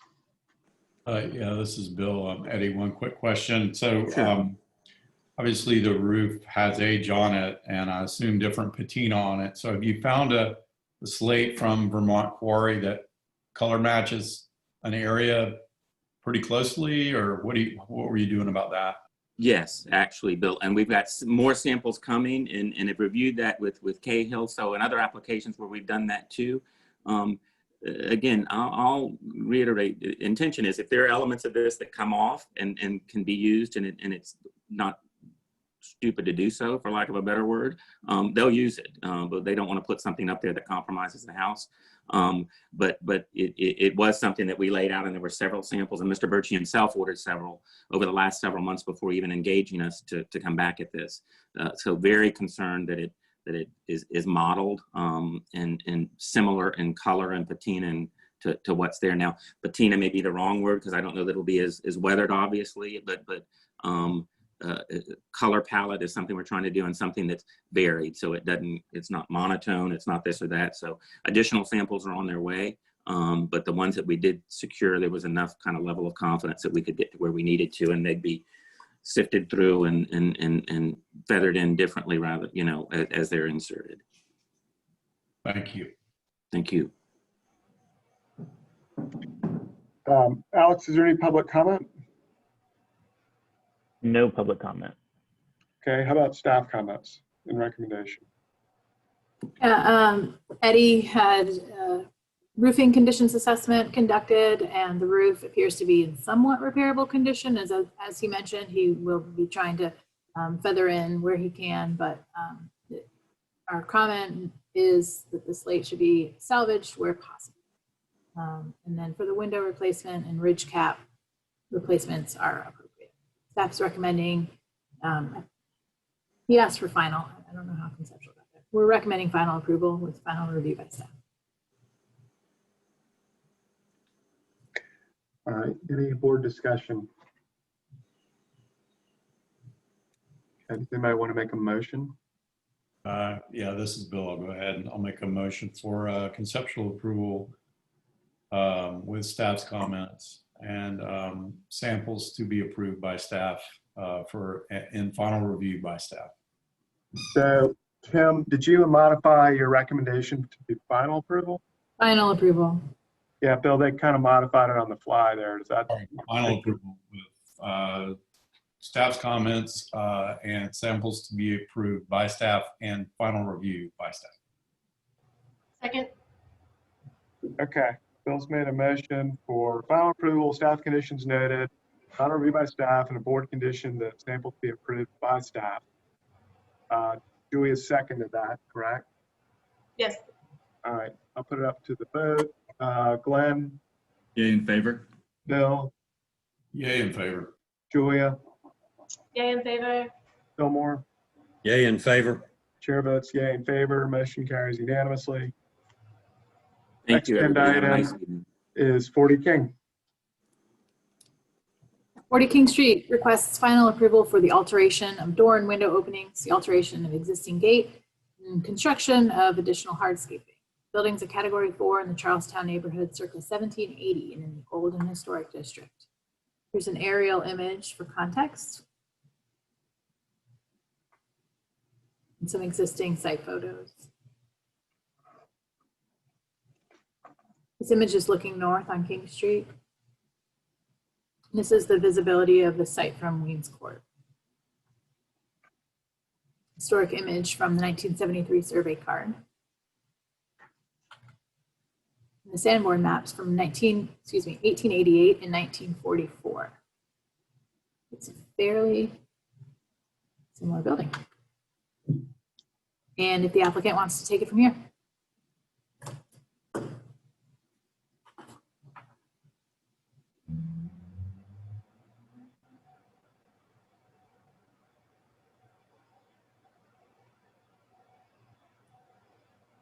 Hello.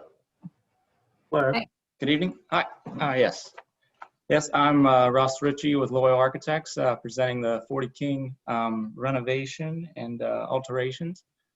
And as you can tell, the home has been modified substantially from the past, including 2 recent contemporary renovations, particularly as you kind of move back from the street. But if you'd like, I can start with the landscape and site work. So we can move on to the landscape site plan. So on the landscape portion of the submittal, Glenn Gardner has submitted plans to update the garden, which includes salvaging a lot of the existing hardscape items, including a piece of antique brownstone, and as well as some old Carolina bricks and bluestone for reuse in the proposed plan. The primary hardscape materials are bluestone, old Carolina brick, stucco to match the existing home.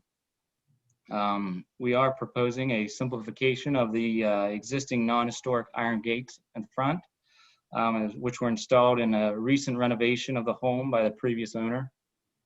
The top of the driveway gate will be flattened to take attention away from the automotive section. The submitted pedestrian gate will be simplified for final review by the Preservation Society after the meeting, as we have received comments from the society, and we are working to revise the pedestrian gate detail and make everyone happy there.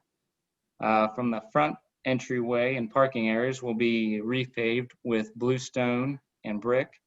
Many of the existing utilities will be and mechanical components will be moved out of the visible from the site, or out of the visible front of the house, and relocated into non-visible areas, as well as the recycling and trash. And at the end of the parking area, a new painted wood garden gate and hedge lead to a new main garden walkway, and with antique bluestone slabs. That's the tighter area in the site. And then a new fountain will serve as kind of in that central area to create a hiding area for garbage cans, as well as a walkway leading to a new set of bluestone steps from the new raised stone terrace, which we're kind of removing the existing terrace that is much larger and kind of making it a little more compact there. And the new, which will be a smaller footprint. And the area, the circular area in the back is a new seating area with brick and bluestone and a new wrought iron trellis, which will be painted black. So that's the landscape portion.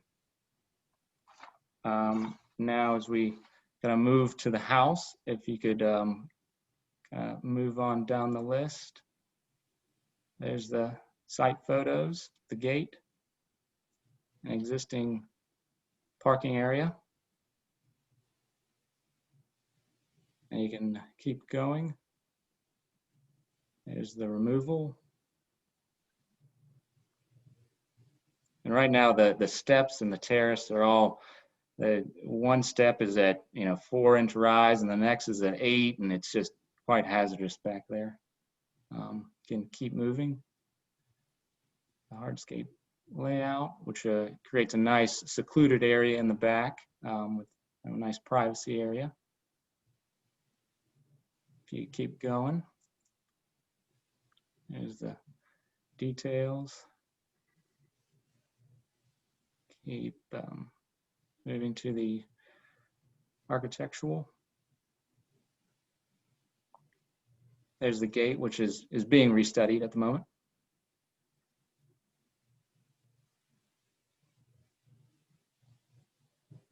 Continue on to the architectural side. Landscape lighting. There are the photos calling out the house. And so if we start from the street, the photo in the bottom left, we can go back to A002. We are removing that existing front entry door, the 4-light door, and replacing it with a 6-panel solid wood door painted.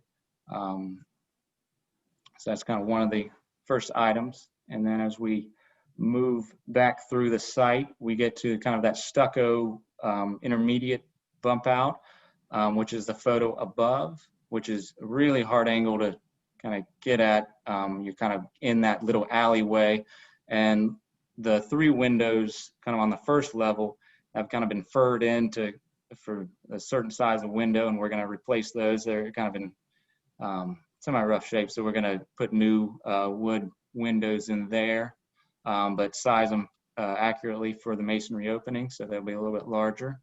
And then up above, we are proposing to put 2 9/9 wood windows, kind of straddling that central area, because you can see existing, there was a large picture window at a renovation at a certain point, which then got blocked up and not exactly covered real well. So we feel it was inappropriate to put anything back at that scale. So kind of use that same size to create 2 9/9 windows, something that we didn't want to be too lonely or too kind of, overwhelming the facade there. And then as we move around the corner, you get to the existing terrace, and there's existing window doors, and the entry doors on the left of that central window or central photo, and it's just one large swing door. And then the 2 other on the right in the wood section have no hinges and no hardware and are just fixed, and the proportions are kind of all wrong. And into this area of real privacy, and when we have light coming in, we really want to bring light in and connect the interior spaces to the outside. And being that it's tucked way back in this corner, felt to kind of really give that connection down to the garden. And then the last photo up at the top is where we're removing that kind of horizontal window and replacing it with a more proportionate window. But if you continue on, there's the kind of the demo plans kind of looking at. And then one more goes to the floor plans. I guess we go to the elevation. Go to A201, the next one. And so, yeah, so in the back where it's kind of that shiplap siding, where we're replacing those existing kind of faux French door areas with those larger paned windows with kind of that same ratio of light, but much larger. And then with the wrought iron or the iron canopy with the copper roof there, kind of tucked in back, and kind of felt that it was kind of nice, appropriate niche back in there, creating a nice connection down to the garden. And then the window at the very end is just trying to make it a little more appropriate for the area and tying it back into those kind of larger paned windows, kind of creating more of a connection with the garden. Then we can go to the next. There's a little section through the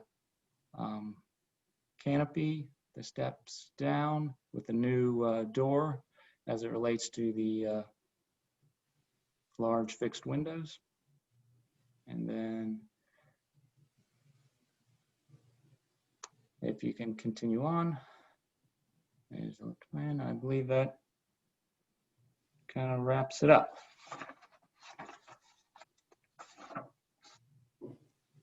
Okay, thank you. Board questions right now. I just have one for the applicant. So the only item that you are still sort of working with the easement holder on is the front gate. Everything else is correct. Yeah, and I believe there's been much conversation between that, and it seems like they're getting close to a approval there. Okay, thank you. Yep. But Kim, for our purposes, the gate was part of the application, so we need to take some form of action on the gate, including the rest. Okay. All right. So, Alex, is there any public comment? Yes, we have one public comment. Anna Catherine Carroll. Anna Catherine Carroll with the Preservation Society of Charleston. The Preservation Society is the exterior easement holder for this property, and we appreciate the opportunity to work with the applicant on this project. Per the requirements of our easement program, the Preservation Society must approve all proposed changes prior to official BAR approval. At this point in the process, the Preservation Society has approved the proposed alteration of door and window openings, but the landscape modifications before you tonight have not been formally approved. However, we have been in conversation with the applicant and have conveyed to them that we are favorable to the landscape plan as proposed, but do have concerns with the gate design on tonight's agenda. However, we are working with the applicant on a simplified design solution that we are comfortable with. The Preservation Society is amenable to approval of the landscape plan and the modification to the openings, but would ask that the alterations to the gate be deferred as we continue this conversation with the applicant. Thank you.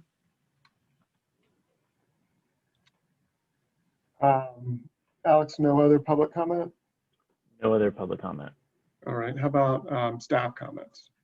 Yes, staff's generally in support of the project with just a few comments. The proposed alterations to the hardscaping and landscaping are appropriate with the exception of the gate, which should present in a more balanced design. Uplighting is reserved for grand specimen trees only and therefore shouldn't be within the proposal. Alter the plan to either eliminate or detail what the triangle-shaped fixture is on the plan. The additional window on the second floor of the intermediary mass should be reduced to one in the center bay where there was once a window. Using two windows in that location appears unbalanced. Thought process there is to align the windows. So two would be fine if they were aligned. And number 4, the doors located in the rear addition are too large and out of proportion, but they're minimally visible and will not impact the visual appearance. So we are recommending deferral with final review by staff because the project hasn't received approval from the easement holder yet. Thank you. Okay. Anything to clarify for public or staff comments? In terms of the uplighting, we can get that revised. And in terms of the comment number 3 with the windows, where, I mean, we felt that, the existing kind of central window being this kind of large picture window, which is this kind of massive piece, we really didn't kind of we didn't feel that that was appropriate, and having one we felt was going to be pretty lonely. So we really wanted to kind of have this balance there, but due to the, the program and that, how you're viewing that portion of the volume, where it's at an angle and at, as you're kind of sliding by the volume, you're really never seeing that elevation view in the drawings.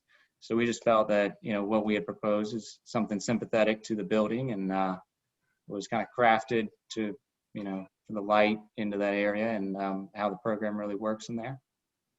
And then the doors in the back are really, they are, not really visible from anywhere other than kind of tucked back in there. And it's really about that connection with the garden, and right now how just dense the existing windows or fixed faux French doors are, and how dark kind of the back area of that house ends up being. And so we really wanted to have that connection. And Okay. So let's go to board discussion. Thank you. Anybody feeling like leading us off here? This is Bill. I'll go ahead and jump in. I would say that I do agree with staff's comments. I believe the recommendation for deferral was pending that review by Preservation Society for the gate issue and whatever other final issues there are. So I would be in support of the recommendations of staff, including the final review recommendation. I'm generally in the same place. I do have a little reservation about staff's comment number 3 about the windows in that intermediary map, so to speak. I mean, I know that that piece of the building was introduced, I think, in the mid 20th century, and the visibility from the public is really minimal, if any. I mean, it's kind of tough to see those windows. So I guess I don't really have a whole lot of problem with the second floor windows not aligning perfectly with the first floor windows on that part of the building. But otherwise, I agree that I guess deferral with final review by staff makes perfect sense. And then that way the Preservation Society can resolve their approvals with the applicant, and it can be taken care of. I don't know, Fillmore, do you have anything to add?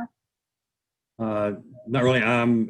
Julie, I think I'm in line with your comments and Bill's. I think that the windows are probably not terribly visible, and so I don't have a real problem with the 2 windows above the 3. So I'll make a motion for deferral with staff comments 1, 2, and 4, and final review by staff. Okay, Julie's made a motion. Is there a second? Bill, I'll second. I'll call the vote. Bill? Yay in favor. Julia? Yay in favor? Fillmore? Yay in favor. Chair votes yay in favor. Motion carries 4-0. And I'll note that Glenn Gardner was abstained on that vote. All right, so next agenda item is 9 Gibbs. 9 Gibbs is requesting conceptual approval for the new construction of a 2-story structure at the rear and new hardscape. Buildings category 4 in the Charlestown neighborhood, circa 1860, and in the Old and Historic District. And here's the aerial image. Existing site photo. This one's looking west on Gibbs Street and looking east. Sanborn maps from 1888 and 1902.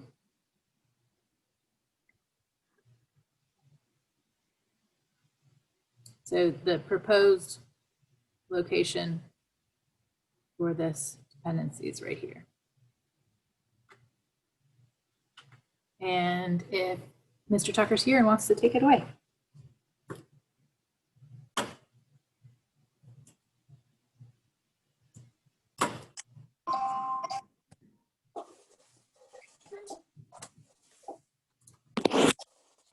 Thanks, Kim. This is Johnny Tucker, architect. I'm representing the owners of 9 Gibbs Street.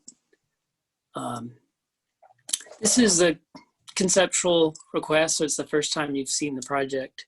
Although you did see in the past few years, the owners came before the board to present and was approved the raising of the existing main house and the smaller structure behind it. So if you look at these two aerials, you'll see the red outline is the outline of the lot, and then the little red area is the proposed location of the pool house. I'll just note that this is a very unusual lot. It's flag lot, and the existing house is turned sort of not the way you would expect. It's turned east-west, and it's not addressing Gibbs Street. And I'm bringing this up because the issue here is we feel like the location and the proposals has very limited visibility from the public right-of-way. So if you look at the right image, the aerial photo, you'll see there's several different, actually the 2 adjacent lots are also flag lots, and sort of unusually placed on their lots as well, not the typical north-south or east-west. So if you could go to the next slide, please. Okay, so these photos show the visibility. So the top left photo is looking down the driveway from Gibbs Street. I'll have more photos sort of exploring that. The upper right photo is actually a view from Linwood Boulevard, which is the street to the west. And that is number 32 Linwood. So it's hard to see what's happening there because that's one of the flag lots, but the house is sort of buried back deep in beyond that gate and brick wall, and you'll see the back of that house in interior photos. The lower left and lower right are 34 Linwood, which is a house that's also on Linwood a little further to the south. And actually on that lower right-hand photo, you can sort of see peeking through that infilled piazza and that vegetation. You can sort of see a little bit of yellow, which is, you'll see in the next photos, which is 32 Linwood, which is the house directly to the west of this proposed site. So I think we feel like there's limited or actually no visibility from Linwood. And if you go to the next slide, please, Kim. And there's some visibility from Gibbs Street, but it's pretty limited. So this is looking down the driveway. And again, as I mentioned, it's a flag lot. So first photo is actually from the sidewalk, and then the lower left, sort of walking down the driveway. And then the lower right is where actually you're sort of passing the piazza and looking exactly straight back to the proposed building location. I'll take you back to that photo you can see on the left. That is the existing house, which you can see has been raised about 9 feet because of, well, you can sort of see in these photos, it's very low here. And I'll show you that in the elevations, that there are some water issues, and that's sort of will be addressed in the proposed house. So the next photo, please, Kim. Okay, so these are interior. This is actually standing at the existing house piazza looking south. So on that upper photo, upper left is the rear portion of 64 South Battery, the William Gibbs house. That's their rear garden. The middle structure is 30 Linwood, and the structure to the right is that yellow structure, 32 Linwood. And then on the lower left, there's a closer view of 32 Linwood, and then the lower right is showing the other portion of Linwood. Sort of note that sort of the architectural, and actually the next slide, please. Maybe you can see it better on the next slide.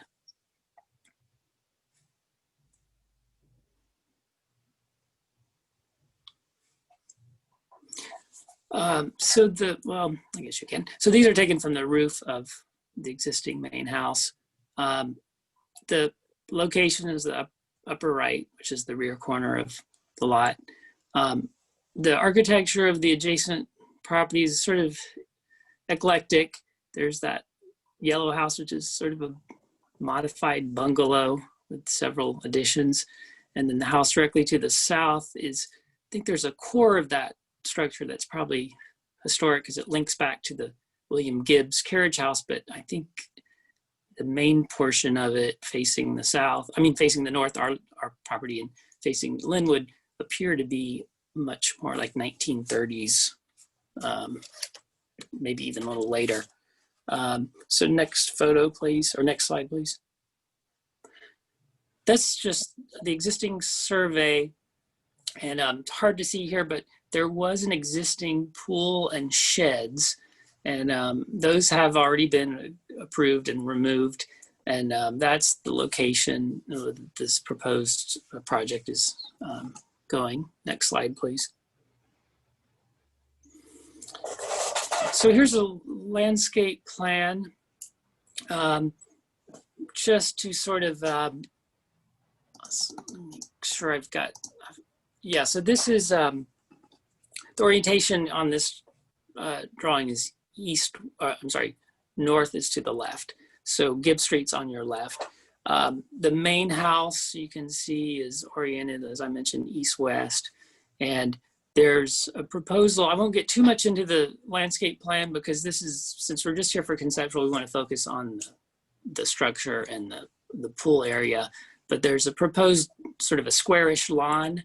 And the idea is that there's an access from the main house, central hallway, straight across, sort of north-south across the lot to the center of the pool. And then there's a wooden open trellis pergola that's on that that north-south axis. And then the pool structure is off to the west in that lower corner. And you'll see it on the next slide a little clearer. So there's sort of taken away some of the landscape elements, so you can sort of a little clearer. So you can see it's about 162 feet from Gibbs Street to the front of the proposed structure. And we've located it to the far south west corner. And the concept there, you can actually see it on the next slide as well. So there's two large magnolia trees that are against that property at 64 South Battery. And there's a very beautiful 10-foot brick wall that runs north-south.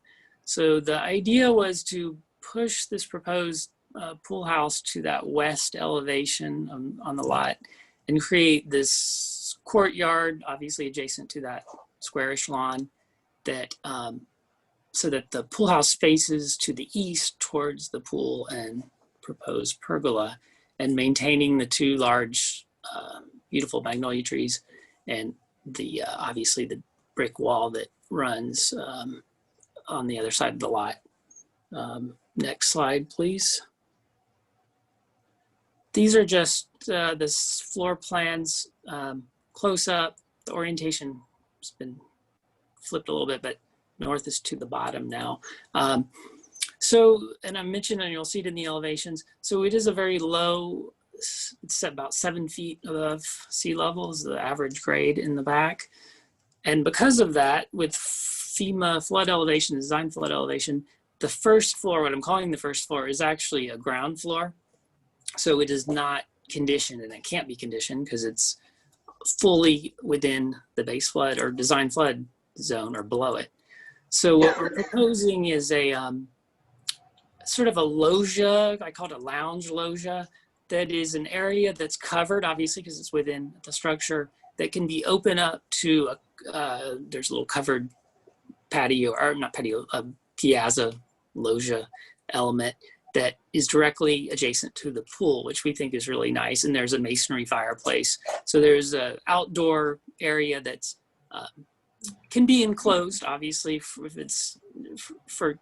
it's seasonable, like today, you could actually be in there. Obviously, in the heat of summer, you're gonna be more out on the pool. But there's a small little structure. There's a little changing room, obviously, relative to the pool function. And then on the second floor, which is actually the first conditioned floor, just a small guest room, 16 by 20, so not so small, but guest room and small bathroom. And that's it. Those two spaces are conditioned because of course they're above flood elevation. It's a flat roof and and you'll see this in the elevations, and we're doing that so we can maintain a flat parapet. So you'll see it on the next slide, please.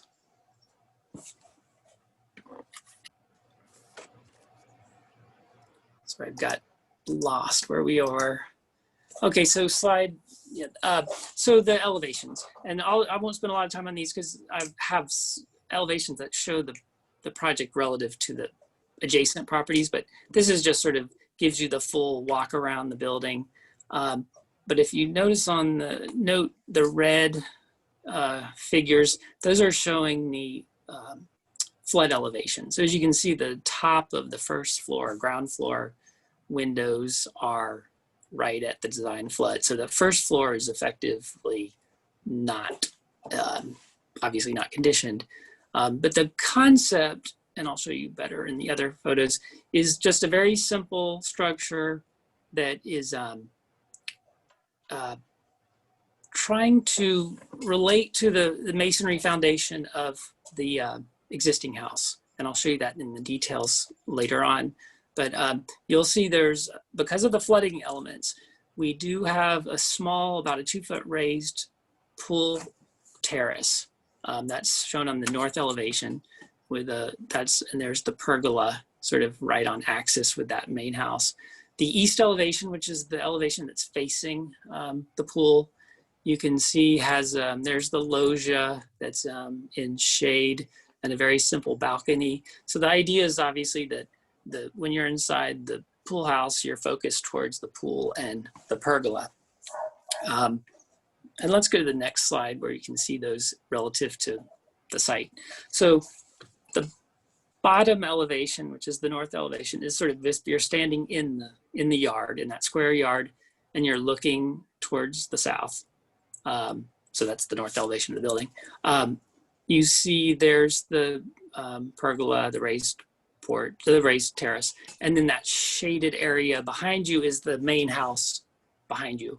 And then the drawing above, you are opposite, you're back up on Gibbs Street, still looking south, seeing the north elevation of the main house, and you're seeing what you'll see down the driveway, which is about half of the proposed structure.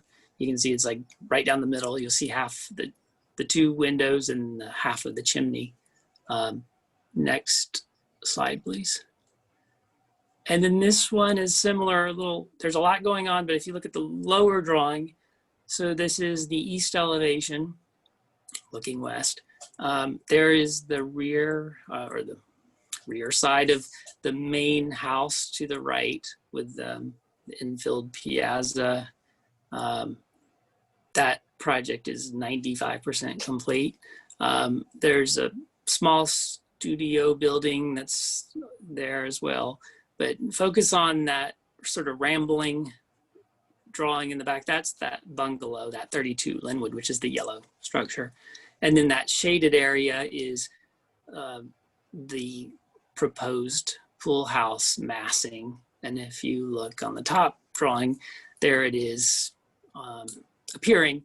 And the idea is that the massing is that it's two blocks. There's a front block and then a smaller rear block. So the parapet steps down and also the walls punch in 8 inches. So the walls get 8 inches set back, and then the parapet sets down 8 inches.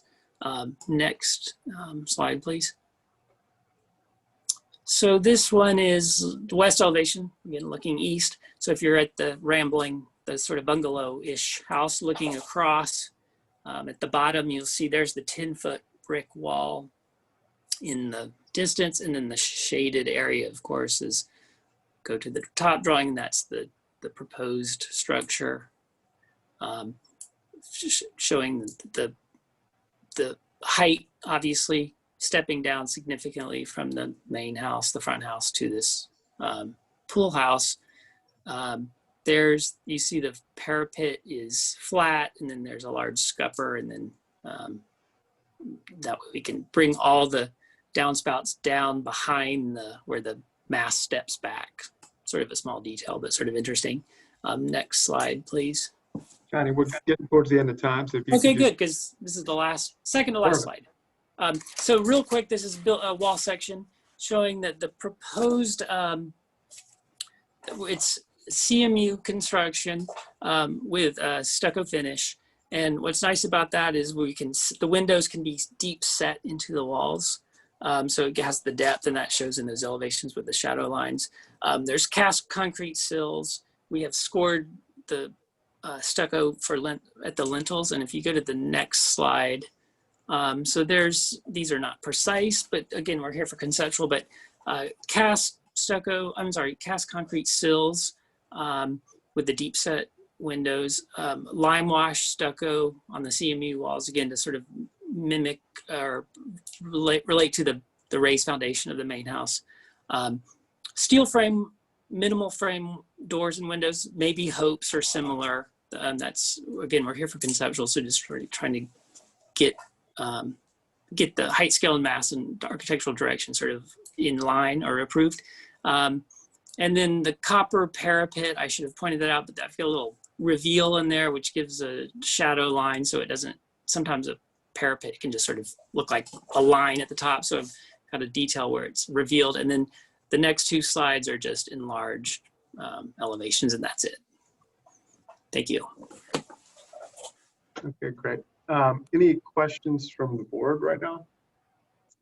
Got to Johnny, what are your thoughts about hydrostatic vents? I'm just curious, like how you're handling. Oh, they will need to be on two elevations, and they would be on the west and the south. And it was a little bit of an oversight, but I would, it's a small building. It's about 600 square foot footprint. Smart vent. So it's like 4 vents, so probably 2 in the back, 2 on the west side. Awesome. And then my other one is on the north side. Are those supposed to be doors? Those are fixed doors. Okay. Possibly the first or the ground floor could be operable because it's only 2 feet above grade, but not certain about that yet. Thanks. Mm-hmm. Any more questions right now? Yeah. All right. So we'll go to public comment. Alex, please. We have 3 people speaking. We'll go first to Becky Finno.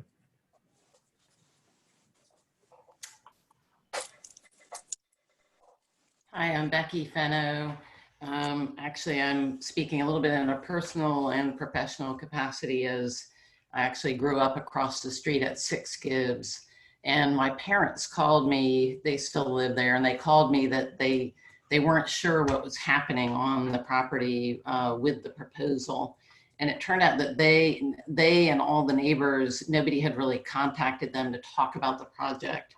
They were surprised to know that zoning was allowing a 3rd structure on the site without any additional parking. They've really, the neighborhood's been concerned about this property and the owner's disregard for the historic quality of the property. Basically, that house is oriented east-west because it once faced the Ashley River before everything was filled in. So they feel that they're a little frustrated that they weren't really aware of the additional building or the current design. And they feel that there's really just a lack of respect in the approach to the site and the project, just a lack of respect to the historic quality of the property itself and to the context. Thank you.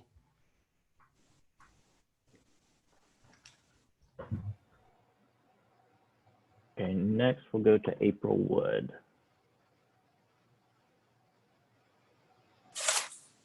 April Wood, Historic Charleston Foundation.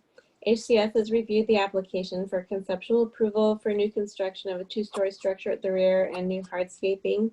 We have concerns about the appropriateness of a 2-story dependency in this location and the impact it will have on the neighboring properties, including our easement property at 64 South Battery. We are also concerned that the east elevation encourages people to look out toward the neighboring property's historic garden. The height, scale, and mass should be reduced to reflect the typical scale of a subordinate dependency structure. Rather than a 2-story structure, it would be more appropriate for the structure to be a 1 or 1.5 stories. We also suggest the following: remove all balconies/French doors from the second floor on the east elevation, since it starts at 11 feet above grade and will be higher than the property line garden wall. Enhance landscaping along the east property line to provide vegetative screening between the properties. The plants on the drawings are not labeled. We recommend deferral of this application so these issues can be worked out. Thank you.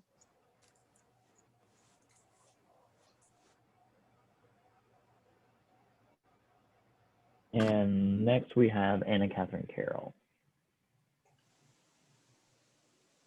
Anna Catherine Carroll with the Preservation Society of Charleston. Given the size and architectural direction of this proposal and its location in a particularly sensitive historic context, the Preservation Society is concerned about the potentially jarring visual impact of this pool house complex. We would like to see any impact minimized through restudy of the scale and details. Specifically, we feel the fenestration on the east and north elevations is too largely scaled and calls more attention to the building. And we recommend restudying and reducing the proportion of the openings for a quieter, subdued presence. Thank you. Okay, Alex, is that the end of verbal comments? Correct. Now we have some letters. Okay. I'll read 2 letters. One is from J.E. Bradham of 64 South Battery, who writes that as past president of the Preservation Society of Charleston, as a neighbor to 9 Gibbs, I strongly oppose their plans for a pool guest house. Both the scale and the concrete block glass panel style are completely inappropriate out of context for our historic neighborhood. Plans submitted are deceptive in that the new building will be much more visible from the street than the plans represent. Given the applicant's history and prior disregard for our municipal demolition and building regulations, I'm concerned that the applicants will once again do what they want and then seek after the fact approval. As they've done before, this type of building sets a terrible precedent, further erodes the historic fabric of downtown Charleston. I respectfully request you deny the application. J. Elizabeth Bradham. The next letter is from Len F. White, chairman of the Charlestown Neighborhood Association BZA committee, or BAR committee, who writes that, as you might be aware, it's our policy to comment on matters before the BAR only one in cases of a material process failure, such as one leading to a request for after the fact approval, or 2, in situations where a proposal would set an undesirable precedent. We're concerned that the pool guest house proposed for 9 Gibbs, if approved as is, would fall into the latter category. The BAR's guidelines state that new construction should be sympathetic to the historic features, characterize its setting and context. To respect the significance of the historic context, the new work should respect the historic materials, features, size, scale, proportions, and massing of its setting. Many aspects of the proposed building raise questions with respect to scale, materials, and features, especially given its adjacency to important historic buildings. While the siting of the building reduces its visibility from the public right-of-way, it would nonetheless be clearly visible from Gibbs Street and save some vegetation from Linwood Avenue, and would, in our view, be unsympathetic to its setting and context. As always, with cases such as this, we urge the board to exert a high level of scrutiny to ensure the new structure meets the highest standards. All right, so those are the 2 written public comments. Let's see here. Can we do staff comments and recommendation? Like Mr. Tucker said, the property is uniquely situated and very atypical building placement, and so this will be really minimally visible from the north elevation. We think the design is positively and appropriately suited for a secondary building of modern construction. It follows form of a traditional vernacular, but it does not emulate. The wall-to-window ratio is very exaggerated on the north elevation, so refine fenestration proportions. And lastly, further develop the detail of the balcony element and include section in the next submittal. Staff's recommending conceptual approval with final review by staff. Okay, thanks, Kim. Johnny, would you like to say anything or clarify anything with respect to any of the comments? Yeah, I'll be brief. I know it's getting late. So this does have a zoning approval, it meets the setbacks. And just to note that, I did speak with April Wood at HCF. The sort of the defining factor, because of the flood elevation, this is sort of a one-story building, although I know the city with the new and the zoning code, it is a two-story building, but obviously because of the first floor, or the first habitable floor being almost 9 feet above, 10 feet above grade, that I think we would be challenged to create usable structure that was much smaller, or not, smaller in height. And I did speak with April about, because HCF holds the easement with the owners of South Battery, Gibbs House on South Battery Street, South Battery. And we just feel like we were trying to be sensitive to that historic property by moving the project as far west on the lot as we could. So we're moved it all the way to the west setback, and the French doors and balcony is all, they're facing east, but of course they're facing the pool. So it's not about looking into the neighbor's garden.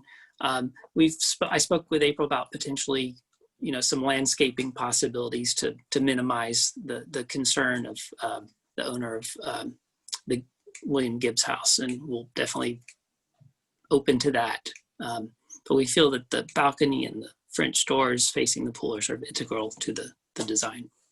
Thank you. Okay, thank you. So we're now in board discussion. Anyone feel like leading us off on this one? Okay, I think that even though this little building is definitely going to be visible from Gibbs, I'm okay with the design direction. I don't feel like it should be beholden to existing styles, but it should be deferential to the scale of the historic, and I feel like it is. I think the north elevation fenestration, just like staff said, is a bit oversized. So I actually am completely in line with staff's comments on this. And I would also add that the details would really need to be nailed for something that's so simple and contemporary.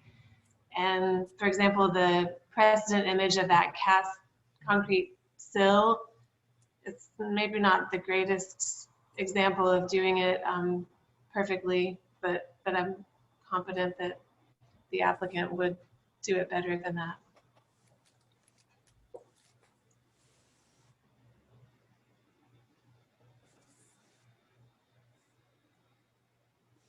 Kim, can you do me a favor in advance, maybe 1 or 2 slides? I don't know. There was a floor to floor indicated on one of the yeah, right there. Thank you.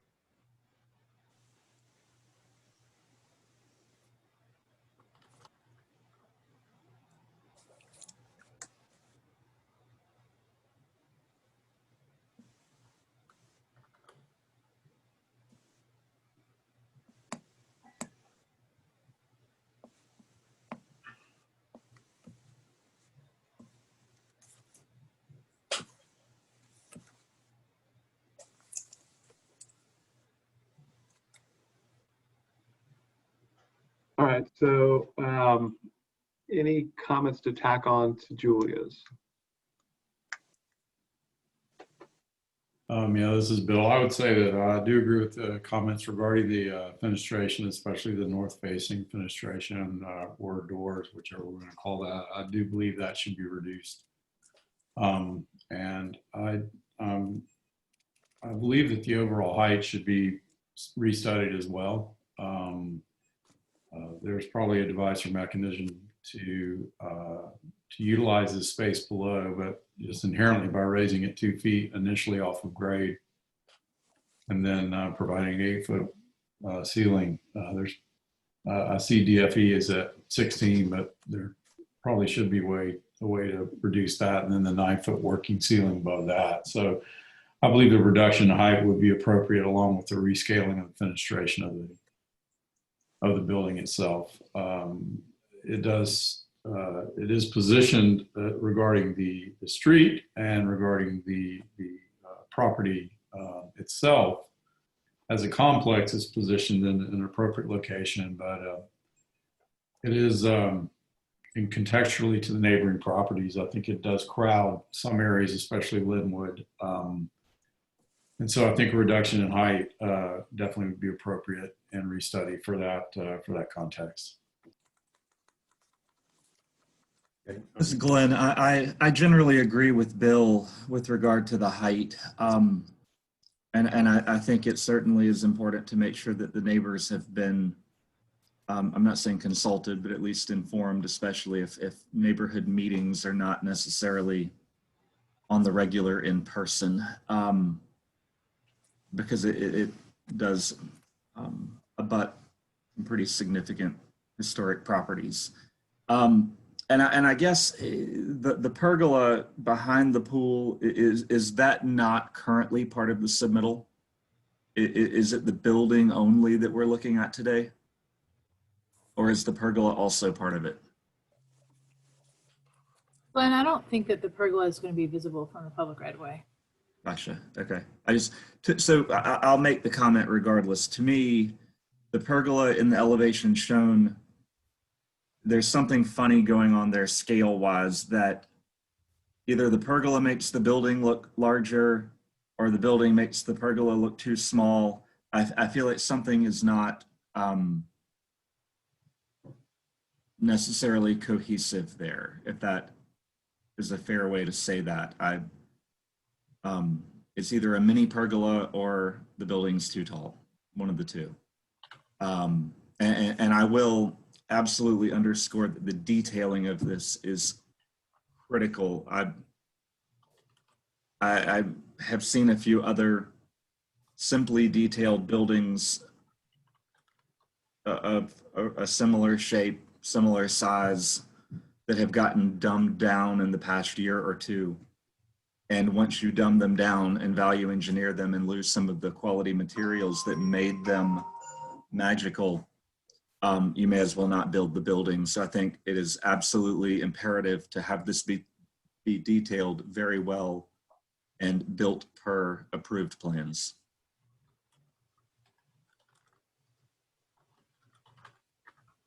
No more here. I think I certainly agree with staff's comments and with the comments of my fellow board members relative to, I think that the fact there's an opportunity to lower the building, and Glenn's comments as well about detailing. And I appreciate the simplicity of the building and the uniqueness of incorporating the first floor into a loggia because of the flooding issues.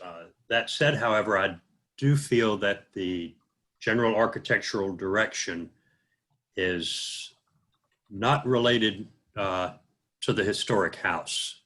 And so I have some problems in that sense with the general architectural direction.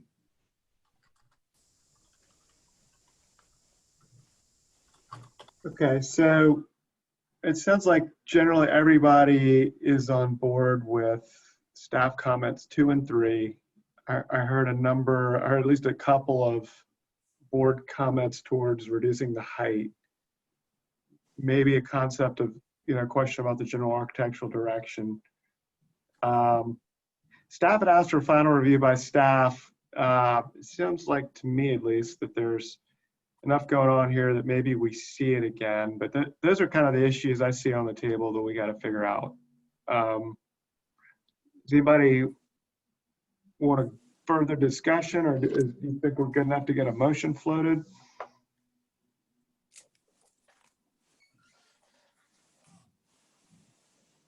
Yeah, this is Bill. I guess I would only say, again, my reservations about height, and I believe to the address of scale being some of the fenestration scale elements of the building. I don't know if it's more appropriate to reference as a deferral. The GAD is not really bothering me as much, except for the fact that, again, some of the elements of scale appropriately, I think, need to be addressed. So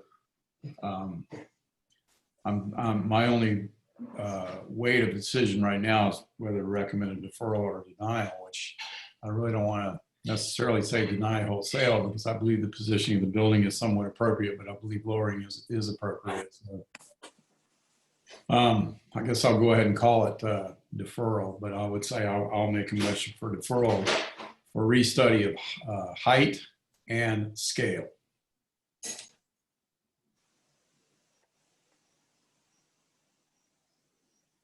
Okay, Bill's made a motion. Somebody want to second it? I would add to that there needs to be some coordination amongst perhaps the neighborhood association, if that has not yet been done.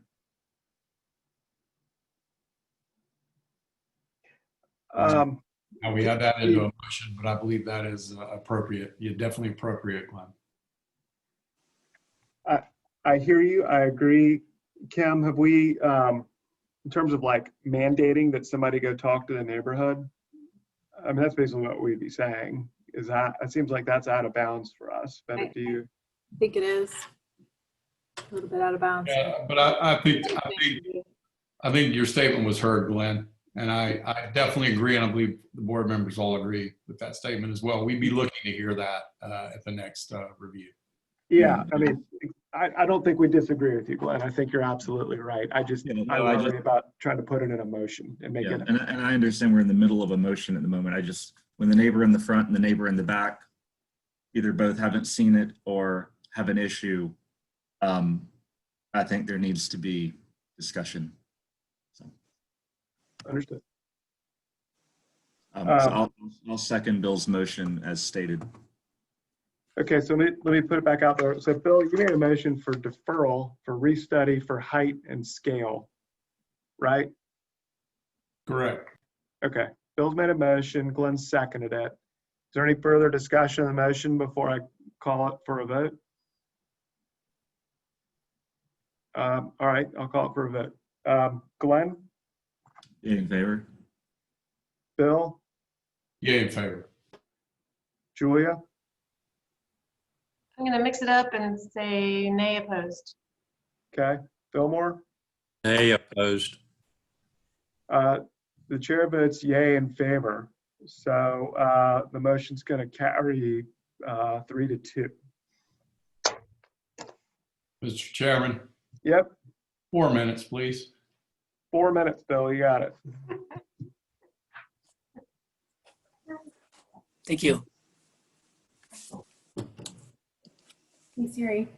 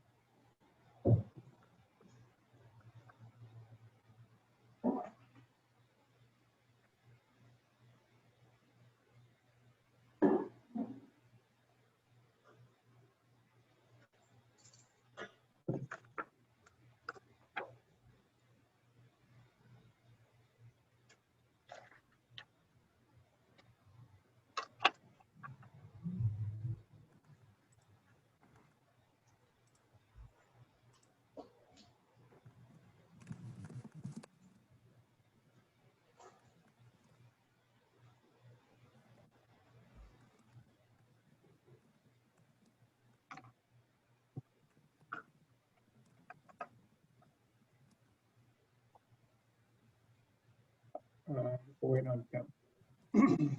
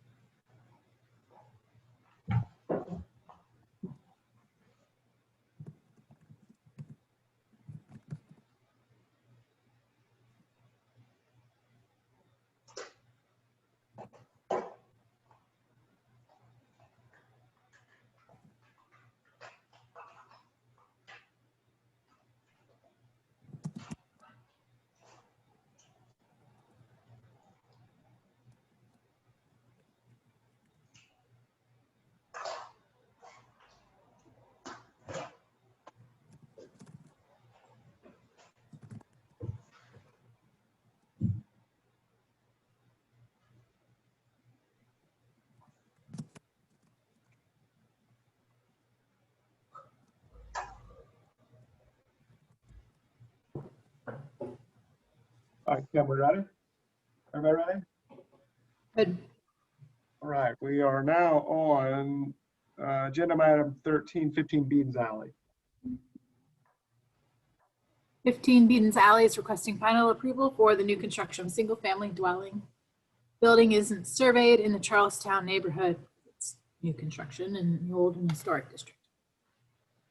Here's an aerial of the site in question, just south of Elliott Street between Church and East Bay. Some existing site photos.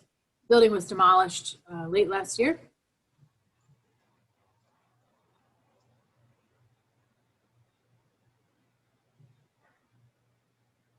This is the previous house, 1970s.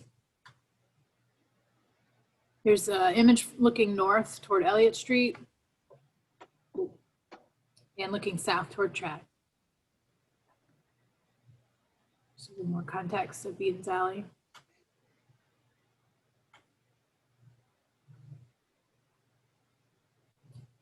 On July 23rd, the project was deferred with staff comments except number 2 and number 6, and board comment to add window on north elevation under the second story window and eliminate or restudy window in gable on east elevation. And so if the applicant wants to take it from here.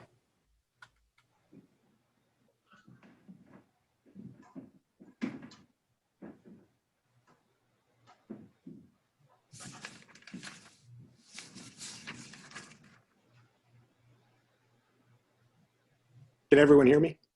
Aaron, yes. Hey. Well, good evening, everyone. Aaron Eade from Architecture Plus. Thank you for your careful consideration of this. The buildings along Beaton's Alley are fairly understated, modest structures.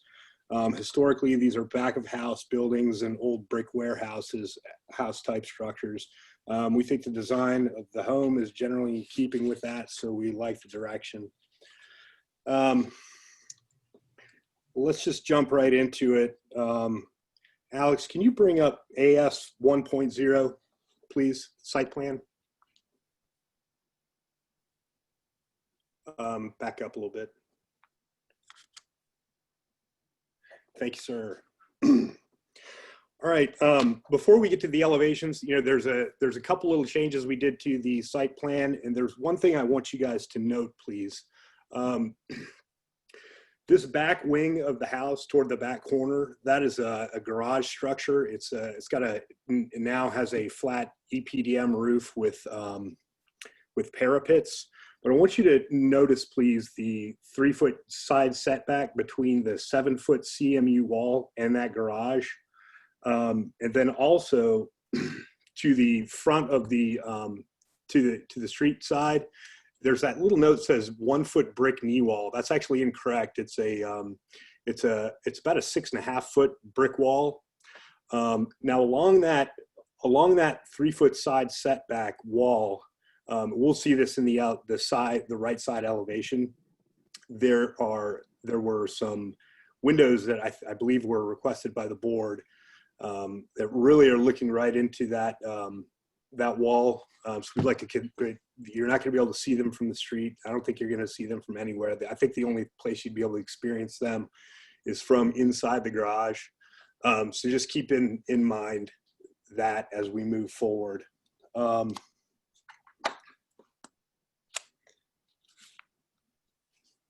Okay.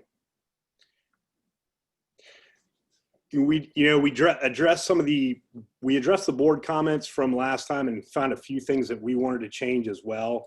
Now, going back to that EPDM roof, previously it was a low hip roof. We've changed that to an EPDM with a parapet. We'll see more of that in the elevations. The steps, there were steps going to this card room, that little bump out in the corner there. We've removed those steps and removed that door and replaced it to a window. We'll see that on the elevations as well. There was a stoop area at the front entry. We've eliminated the stoop and brought the 3 steps into that alcove. So I think that's it for the site plan. Alex, can you go to A1.0, the new, please?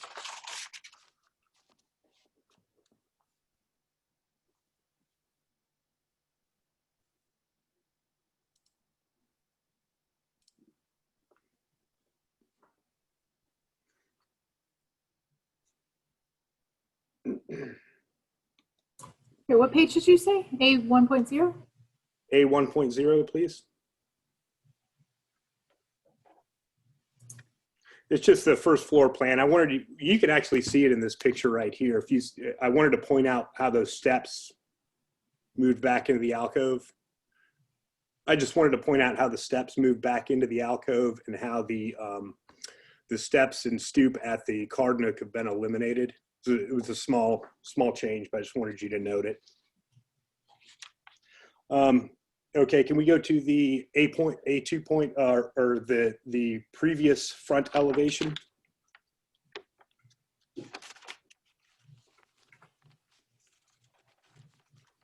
Okay, I think the couple big comments that we had was that gable window. You'll see in the new elevation that we've removed that and replaced it with a gable vent, and then the cornice detail, it was a little big and pronounced, so we've reduced that a bit, and then the parapet detail across the top of the gable, that was a wood wood detail. We've changed that to brick with a stone cap, and then I believe it was the Preservation Society had a comment about the spacing of the windows and the proportion of the windows on the bump out. We've addressed that. Do you want to take a look at the new elevation? I believe it's the next slide. Okay. So here you can see that front wall that I believe it's about 6 foot. You're really not going to be able to see around the side of the building to those lower windows at the garage level. You can see the gable vent and the new parapet detail, and then you can also see the reduced simplified cornice detail. Can we go to the old right side elevation, please? Okay. One of the comments was that there was, toward the front left side of the elevation, there was that missing window with the three windows. There's one at the ground floor and the 2 at the second floor. We've added in that window on the next elevation. But now these 4 windows at the garage area to the right, those are the windows that we're wanting to take out. We're really not going to experience them much given the walls. And then you can see that low slope roof over the garage wing. We were finding it problematic. We added a parapet and a low slope EPDM roof. There were comments about the materials. We had asphalt shingles on there previously. We've gone to standing seam and we've upgraded the windows to an aluminum clad window. Can we go to the next slide, please? Okay, so you'll see how those windows are gone. It's quite a bare elevation, but again, it's 3 feet away from a 7-foot wall. So we were hoping to get rid of those.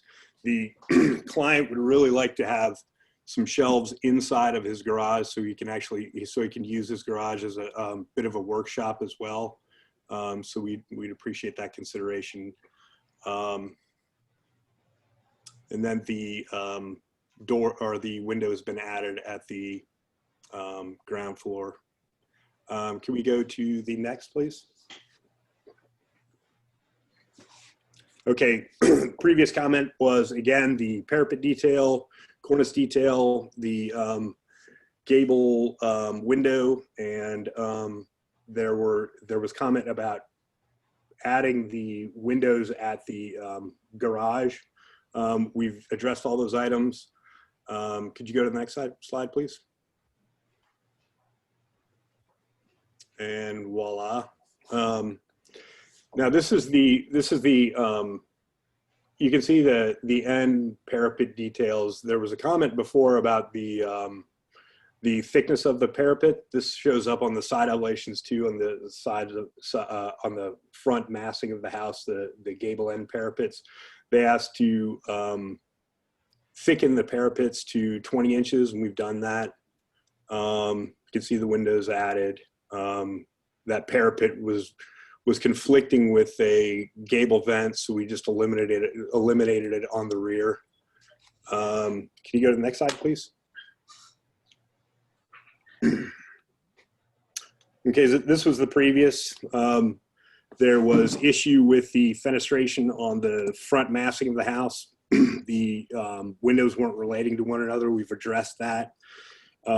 We changed up the arches on the spring arches on the garage doors. They're a more slight spring arch, and then obviously we added we upgraded the materials and then added the parapet, and you can see that thin parapet that we had before.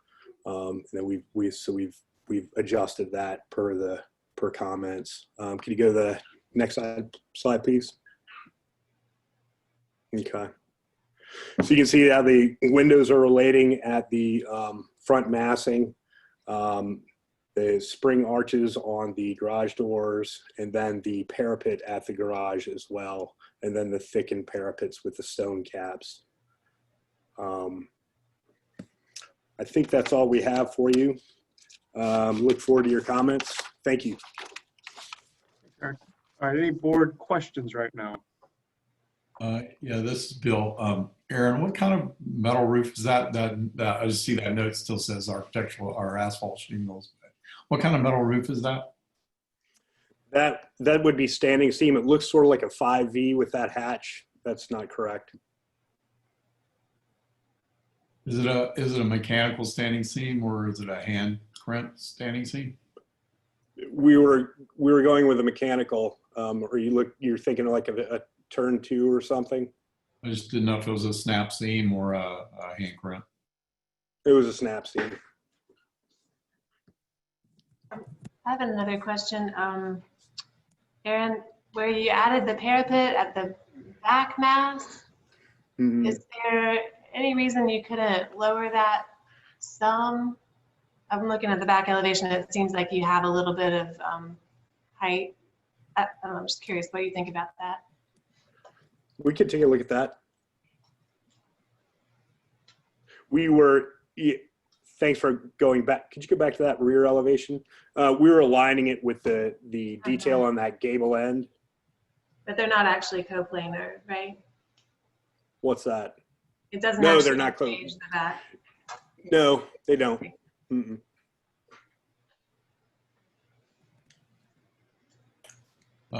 Doesn't it at the north elevation actually have an intersection? Is that not?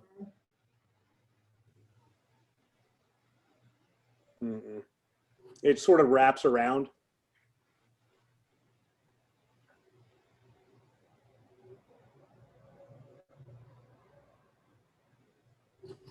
Right.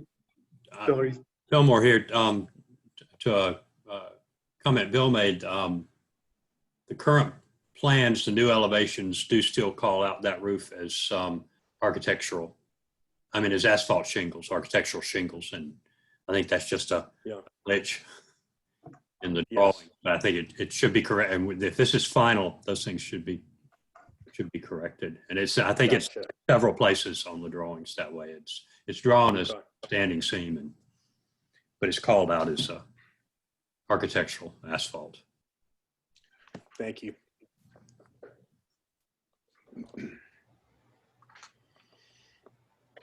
Are there any other questions right now? Why don't we go to public comment then?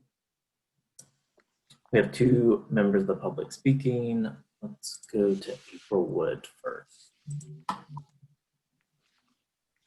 April Wood, Historic Charleston Foundation. HCF has reviewed the request for final approval for new construction of single-family dwelling.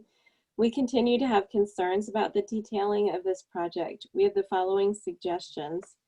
The detailing of the bay window is not consistent with Charleston's bay windows. In reviewing the design of historic bay windows, almost all have single windows at the center bay rather than the paired windows. We recommend eliminating the second window in the center bay. The center window can be wider than the 2 side windows. This change will improve the proportions of the bay window. The cornice of the bay window should have the same detailing as the cornice at the top of the building. The cornice of the area over the front door should also be similar to that of the main portion of the house. The gutter placement in this area seems to dominate the cornice and appears awkward. We recommend jack arches over all of the windows. The window depths appear to be shallow and should be carefully detailed. The roof should be true hand-crimped standing seam. We recommend deferral of this application until these issues can be addressed. Thank you.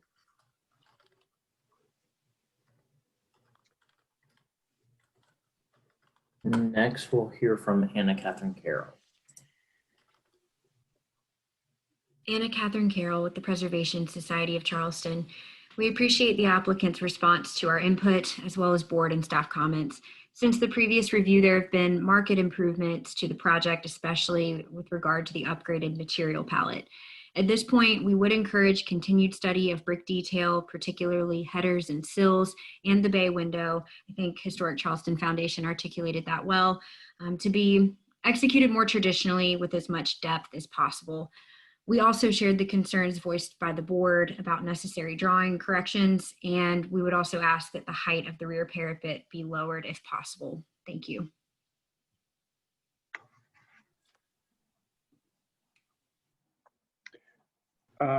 Alex, do we have any more live comments or any more comments? No other public comments. Okay, great. We'll hear from staff comments, recommendations. The applicants really responded well to the direction given from the board from the previous submittal. So moving forward, just a couple of things to keep in mind for further details. All gutters, leaders, utilities, mechanicals, and any other component that's affixed to or penetrates the building envelope must be included on the drawings. Standing seam roof must be hand crimped and not mechanically seamed. Materials on selection page depicts a mechanically seamed roof with a ridge cap, which is inappropriate for the old and historic district. 3, the lighting plan and wrought iron fence details need to be submitted separately. 4, neighboring houses along the alleyway all employ brick as the driveway material. This precedent should be continued for at least the length of the south elevation. The rear surface may be of another semi-pervious material if desired. 5, entry door material should be elevated to aluminum clad or wood. And windows should be inset to give the greatest depth as possible from the wall plane. 7, a sample panel mock-up should be required, which should employ a header course with a row lock, sill, and parapet with stone cap detail, and the window selection as well as the brick and mortar selection to be reviewed by BAR staff. With all of these, the staff's recommending final approval with staff comments and details. Aaron, you want to clarify or respond to any public or staff comments? I just wanted to note that the entry door is intended to be a stained wood or a mahogany. We haven't decided the material yet, but it would be a wood. finished wood. Okay. So let's go to board discussion.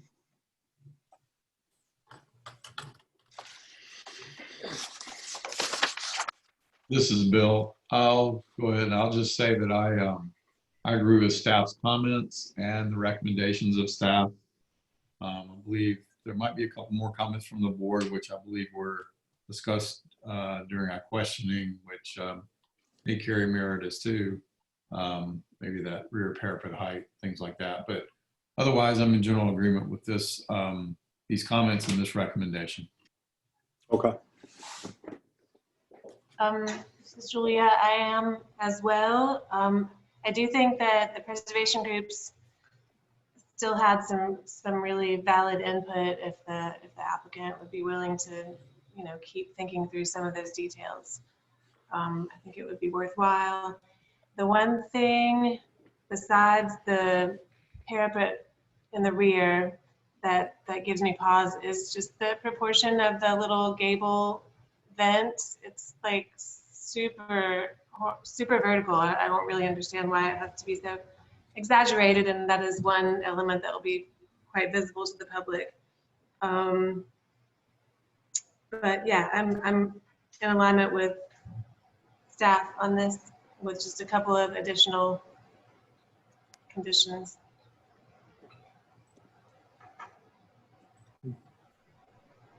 Any other? Go ahead, Fillmore. Sorry. Yeah, I'm in agreement with staff comments and Julia's, and I think in general with the comments of the preservation societies. I would also make one other note that there appears to be no pedestrian access to this house, and I think in a historic district in Charleston that is rather odd. Like a man gate. Oh, good point. I think there was one at one point, wasn't there? I thought there was in a There was, iteration, but I'm not sure. Good point, Fillmore.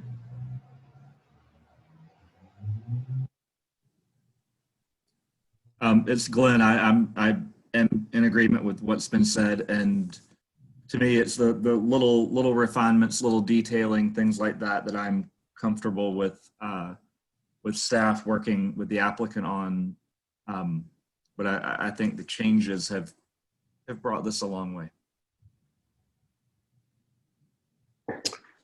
All right. So, Julia, were you going to make a motion? I've been tallying up what I think might be board conditions here, if you haven't. Yeah, I'll give it a shot.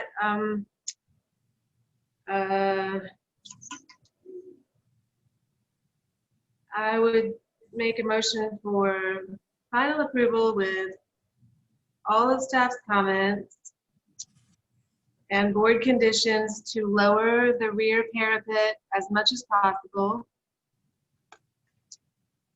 to restudy the proportions of the gable vent, to provide a clear pedestrian access,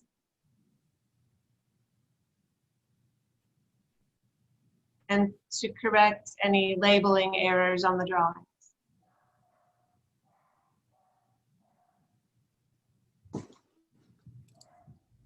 All right. Anybody else want to comment on that? Maybe add anything? Or is there a second?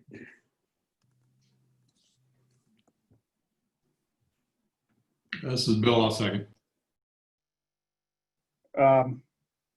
Any further discussion? All right, I'll put it up for a vote. Glenn? Yay in favor. Bill? Yay in favor. Julia? Yay in favor? Fillmore? Yay in favor. Chair votes yay in favor. The motion carries unanimously. Guys, thank you very much. I appreciate it. Thank you. All right, next agenda item is, what are we, for council? Yes. Thanks. My apologies. 4 Council Street is requesting conceptual approval for the elevation of the existing house to Category 4 in the Charlestown neighborhood circa 1910 and in the Old and Historic District. Here's the aerial view depicting the location on nearly the corner of Council and Trad Street. Here's some existing site photos. And this is looking north on Council Street. Historic image from the 1973 survey card. Cool. And a Sanborn map from 1902 and one from 1944. And if Ms. Jennings wants to take it from here.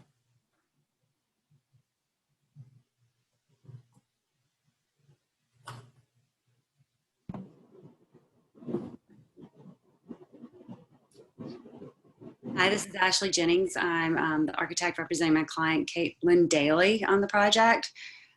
This is a request to raise a structure that has had repeated flooding on Council Street. I know y'all have seen other applications like this before. And we always struggle with raising a structure because of the recontextualization of the house relative to its neighbors and also to its immediate site. And that's something that my client, Caitlin, has really struggled with. She's been working with the city to get approved for a FEMA grant through the city of Charleston. So we're hoping tonight to get conceptual approval so she can move forward with that grant. Speaking with Caitlin and working on the design, it was really important to her to think about the way the house changed as it was raised. And so we've taken a lot of cues from things that Caitlin's thought through over and over again. And I don't know if Caitlin's available to speak right now. Can you hear me? Hello? Yes. Yes. Hi. Yeah. Hi, I'm Caitlin. And I just wanted to say thank you for getting us in this review. As time is of the essence, because we do have a potential grant approval, maybe, hopefully.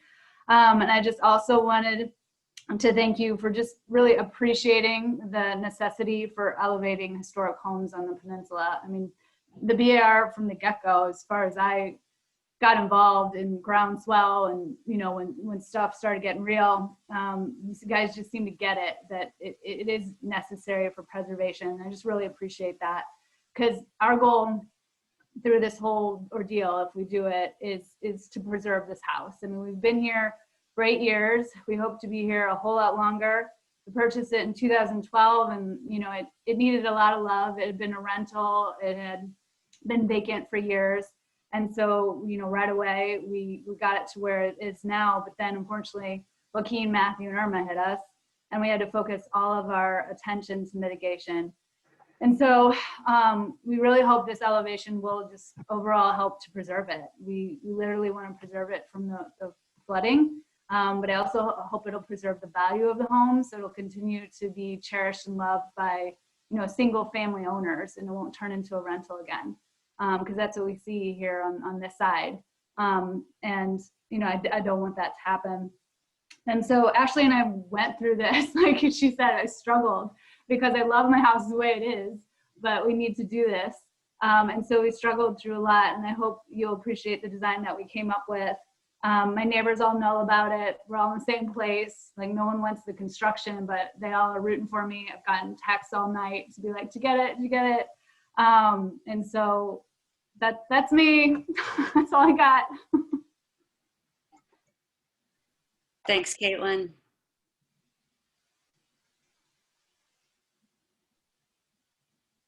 Can we advance the slides?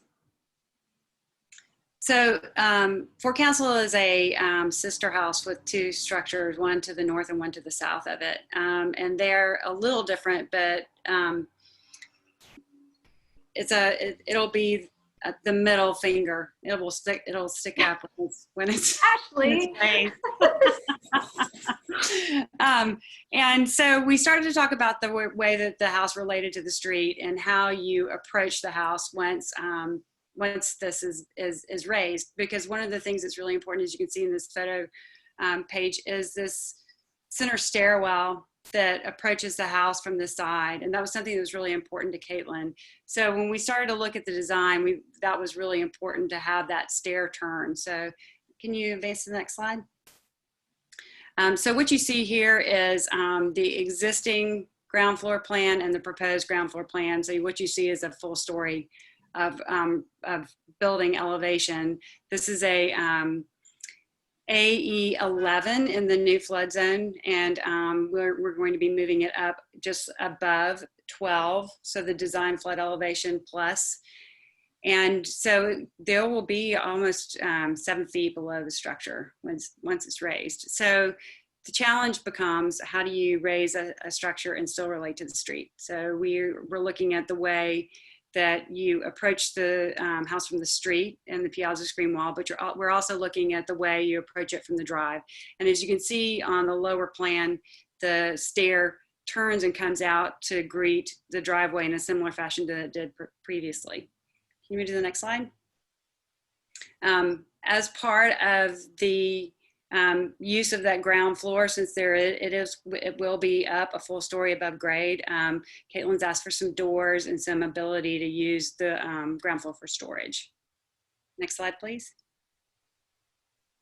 So the changes to the first floor really have to do with the way that the stairs come down from the piazza. Next slide. So when we were looking at the elevation and trying to look at the way that the piazza screen wall is changed as the building is elevated, one of the things that was pretty obvious is that each of the 3 entry doors on the 3 sister houses are slightly different. And also from some historic photos that we have, we know that the entry element on Fort Council has been modified. So in the process of changing the piazza screen wall, we want to remove the surround and the door and the transom, but add a hood over it. And one of the things that does, it gives the house a little bit of protection at the door, but it also starts to mitigate some of that large forehead we have with the piazza screen. We're also proposing a foundation wall on the front of the building of CMU with a 3-coat masonry stucco with a smooth finish, and recesses in the front elevation. She also is interested in looking at materiality, and one of the things that we're proposing to do is, as you turn and start to look at the south elevation, next slide please, we'd like to show brick piers along that elevation below the piazza column. So the area below the piazza will actually be a brick pier area with wood infill, nice wood infill. Sometimes it will be operable, sometimes it will be fixed. And you can see there the element of the stairs as they turn. We had to eliminate the piazza rim joist there because of the height in order to get up the stair. And as you can see, as you move back on the site, there was a porch on an addition that also has to be addressed as far as stairwell goes. So we've tucked the stair in the back, and we're actually treating that area below that portion of the building as a loggia where those screens will sit further back. Next slide, please. On the opposite side, on the north side, we are introducing a CMU wall, once again with 3-coat masonry stucco. The idea being adding a few transom windows there to allow some light and ventilation on that side of the house, underneath the house. We're also proposing to extend that wall along that north property line to define the property behind the house. Next slide, please. And finally, on the rear elevation, which is the east elevation, we have to raise the mechanical unit. So what you see there is a screen that actually creates the frame for that rear stair as it comes to the back. Next slide, please. So here you see above is the streetscape as it appears now, and below is the streetscape as it would be proposed for the raised structure. We're going to maintain the gas lantern. Does anybody have any questions? I have two quick ones. One, it looks like you're elevating a little more than you have to. Can you just speak to that for a second?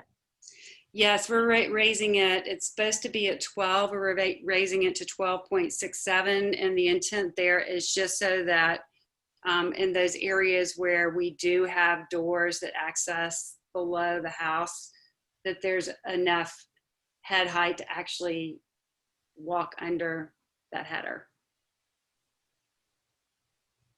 Okay, and then second one, can you just talk about what you decided to do at the front elevation and that expansive foundation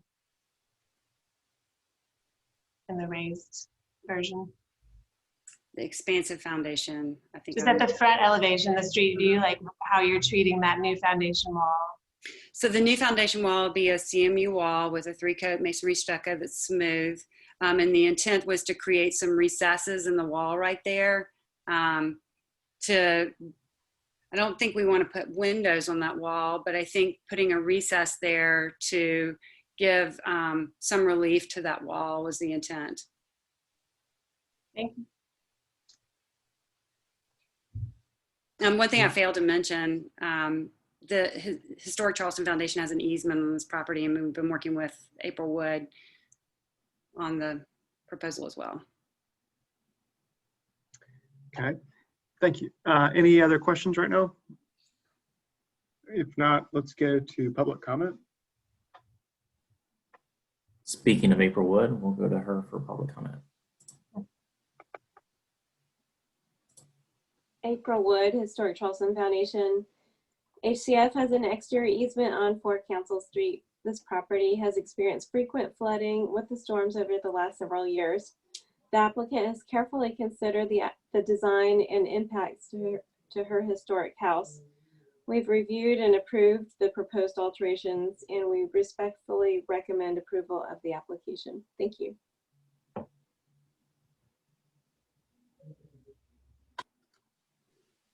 Next, we'll go to Anna Catherine Carroll. Anna Catherine Carroll with the Preservation Society of Charleston.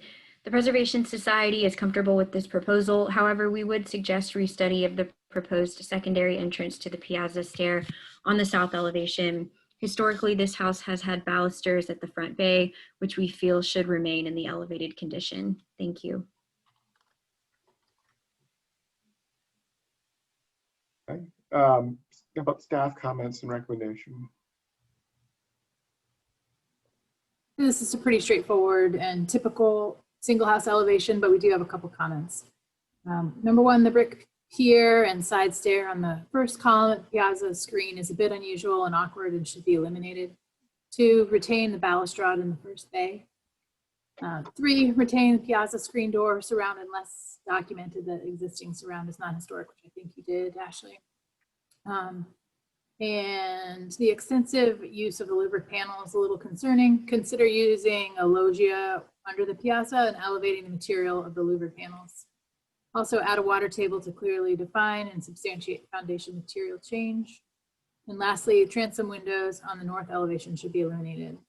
Staff's recommending conceptual approval with staff comments and final review by staff. Thank you. Okay. Ashley, you want to respond or clarify anything?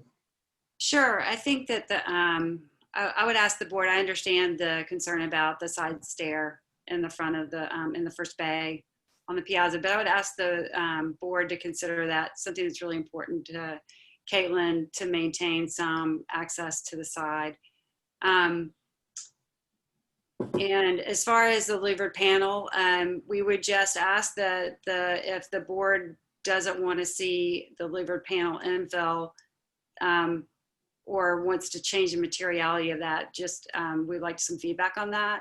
We're happy to add a water table, and we're happy to consider limiting the transom windows, but I know that Caitlin would like to have a few over there.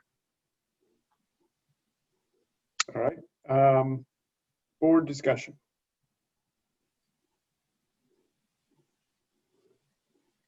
Kim, could you put it on the I think it's the south elevation showing the piazza.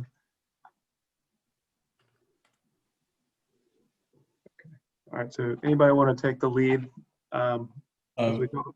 Yeah, this is Bill. I have one quick question. Ashley, are you guys going to put in like a driveway gate there at the sort of in plane with the front screen wall? Is that why that secondary access there on the side? Currently, there's a gate further back, and I haven't talked to Caitlin about that. Caitlin, are you still on? Can you hear me? Yes. Oh, as far as like a front gate, I don't think it'll fit. I mean, we basically just have a driveway width right there. And the gate that's further back, like after the porches, just kind of divides from driveway to courtyard. The big reason, and I know it is different, but I mean, I got this idea from seeing other homes, like there's a home on Broad, there's a home on Lambeau, there's homes on King Street that have the same design.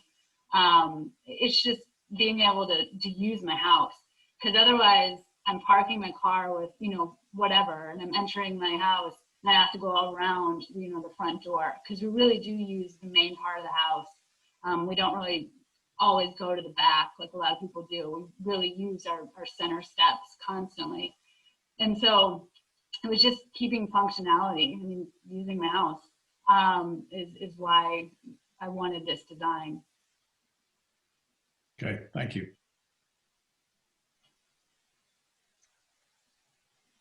Okay, so we left off in board discussion. Bill, I think you were asking questions. Anybody want to lead or tack on? I guess I'll just continue on. I'm in agreement with staff's comments for the most part.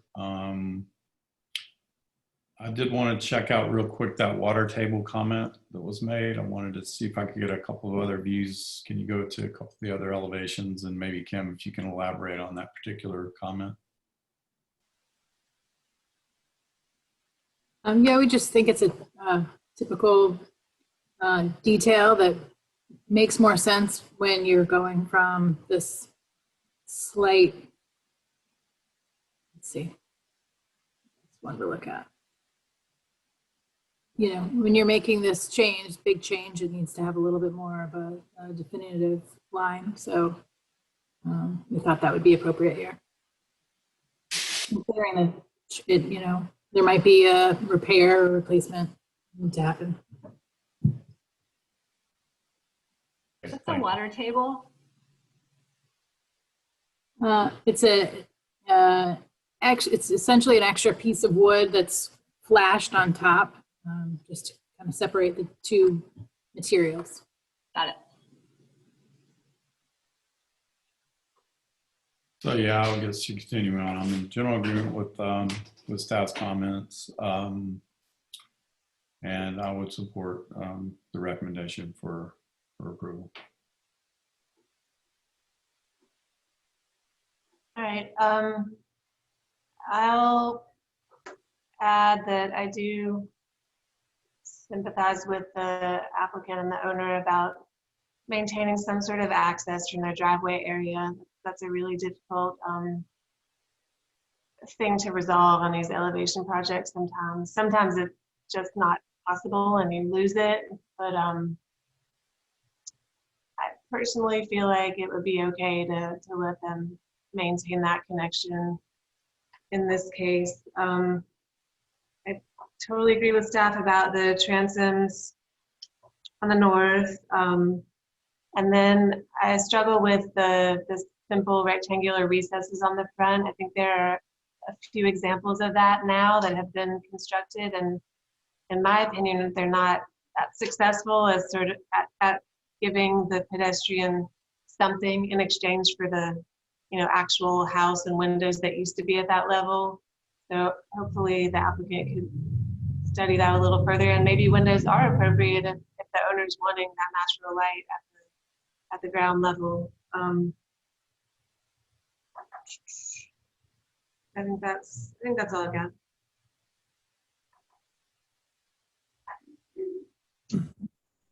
Fillmore here. I am inclined to agree with Julia. The side stair is totally within the new foundation. I understand the issue with the appearance of the rail in the first bay on the first floor of the piazza, but pulling your car into the driveway and then having to walk back out on the street to access the house, or walking back out on the street to have to access the side yard of your car, I think does speak to the utility of having that side stair. And so I am on board with Julia. I do not have a problem with the side stair.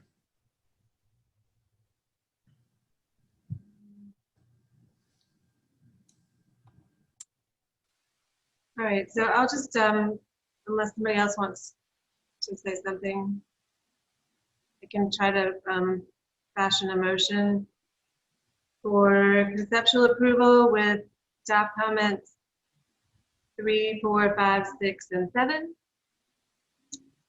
And a board comment to restudy the foundation treatment at the front elevation.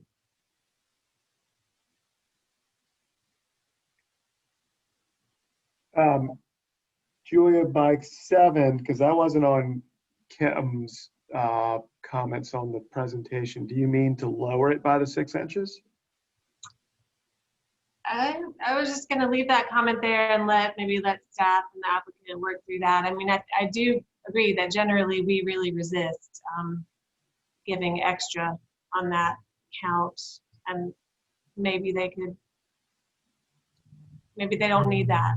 I'm not sure exactly what clear height they have down there. I haven't looked that closely at it. But it was like we would lose a step, and so it was like if we lost a step, we were too low. But if we gained 1 step, we were just above it. Plus, we needed clearance under the house, and we were thinking Thank like, you.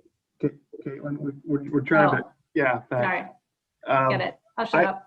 Yeah, Julia, I hear you. Maybe there's a solution there at staff.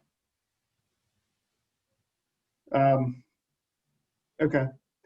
All right, so Julie made a motion for conceptual approval with staff conditions 3 through 7 and a board condition.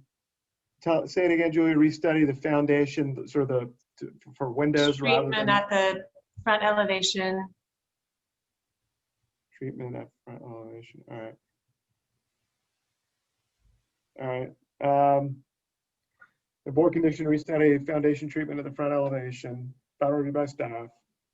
Is there any discussion, or is there a second to Julie's motion?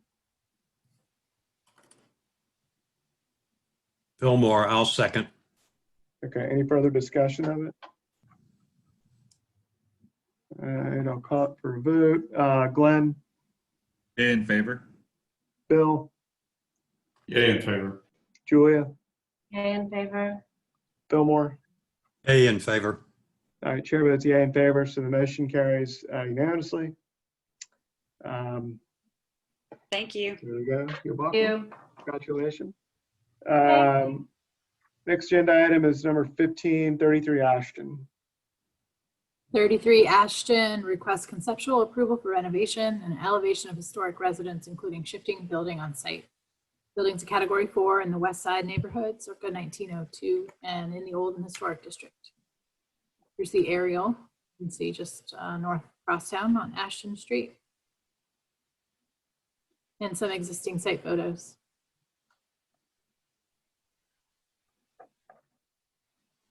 Just looking east on Ashton. Historic image from the 2003 survey card. And the Sanborn maps. 1902 on the left, 1944 on the right.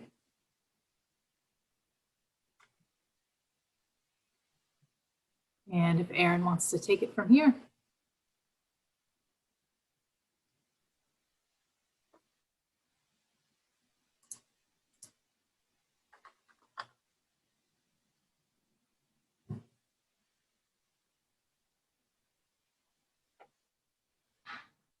Good evening, board members. Can you hear me okay? Yep, prepared. Erin Lanier with Julia Martin Architects here tonight to request conceptual approval to elevate and restore this historic single house. 33 Ashton was likely constructed around 1890, and it's one of 3 dwellings in this stretch of Ashton Street that are somewhat unusual in that they are set back from the street and were built really close together, as you can see there on the Sanborn maps and in this photo here. So as part of this project, the owner received approval from the Board of Zoning Appeals to modify the property lines and setback requirements so that in addition to elevating the house, we can also shift it slightly to the east and correct this sort of unfortunate condition which is causing maintenance and water intrusion issues for both structures, in addition to just generally being a life safety issue for the middle house. Next slide, please.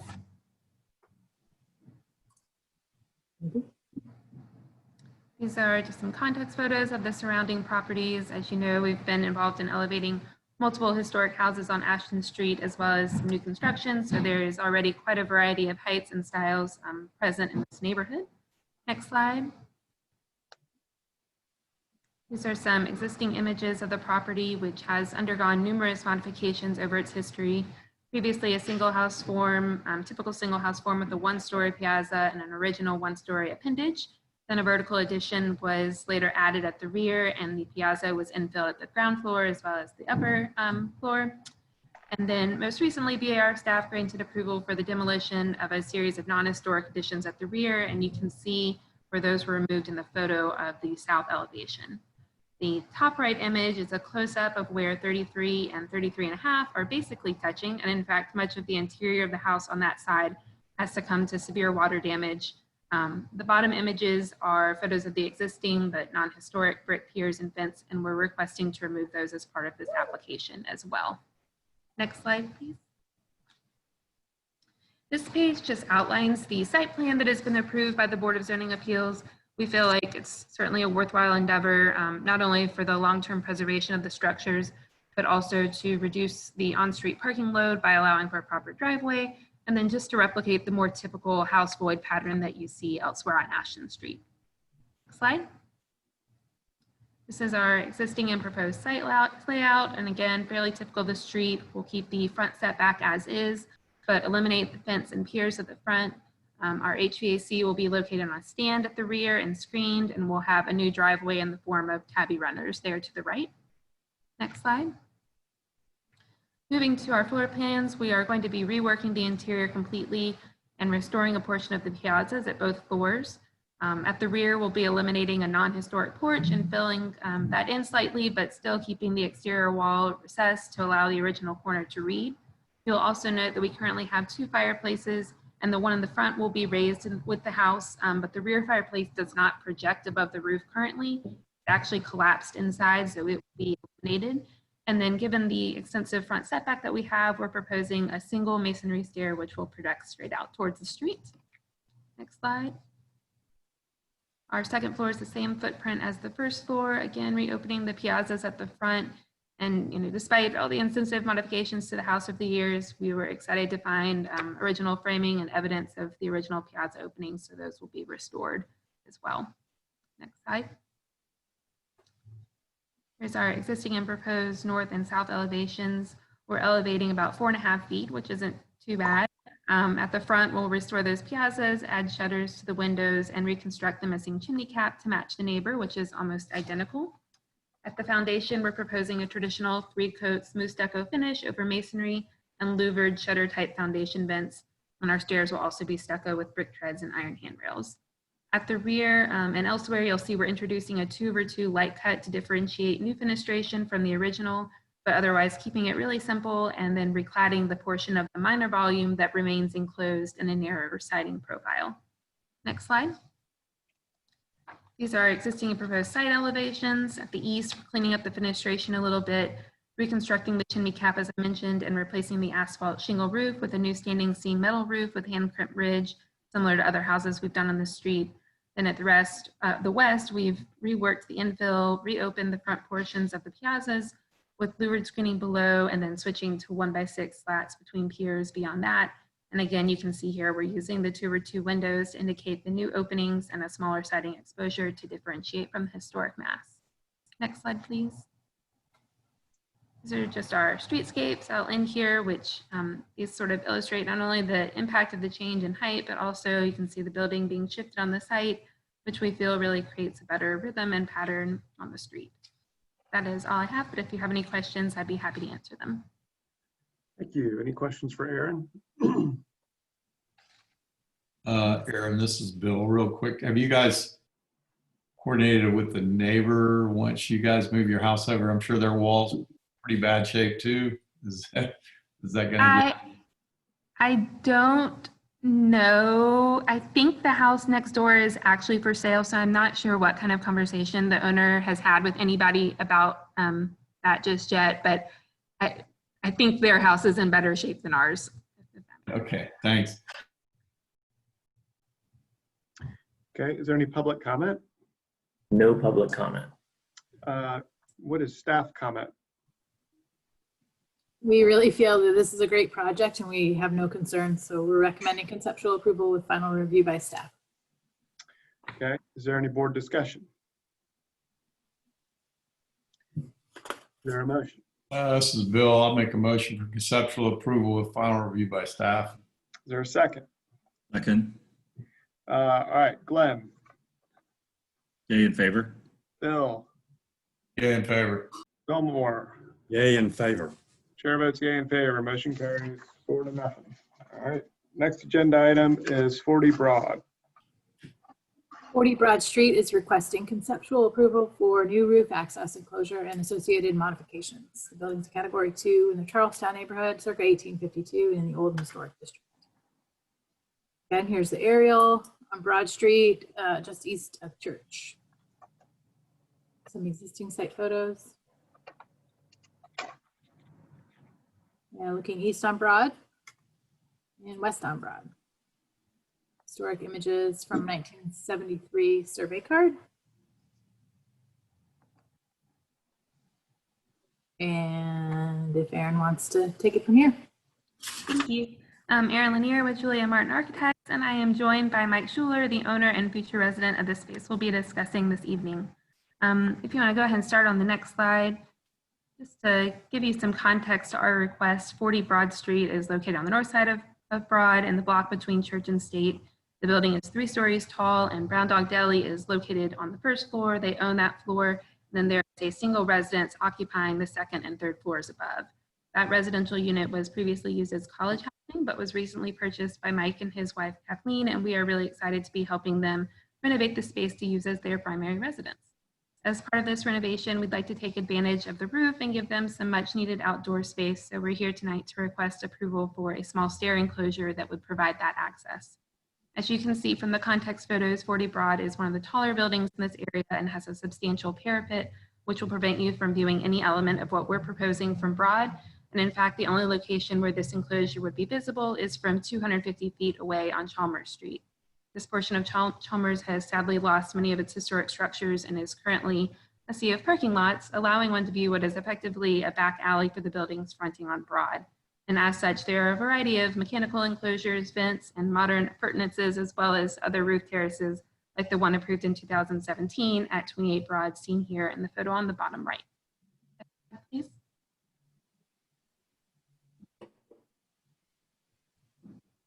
Nice. Yes, sorry.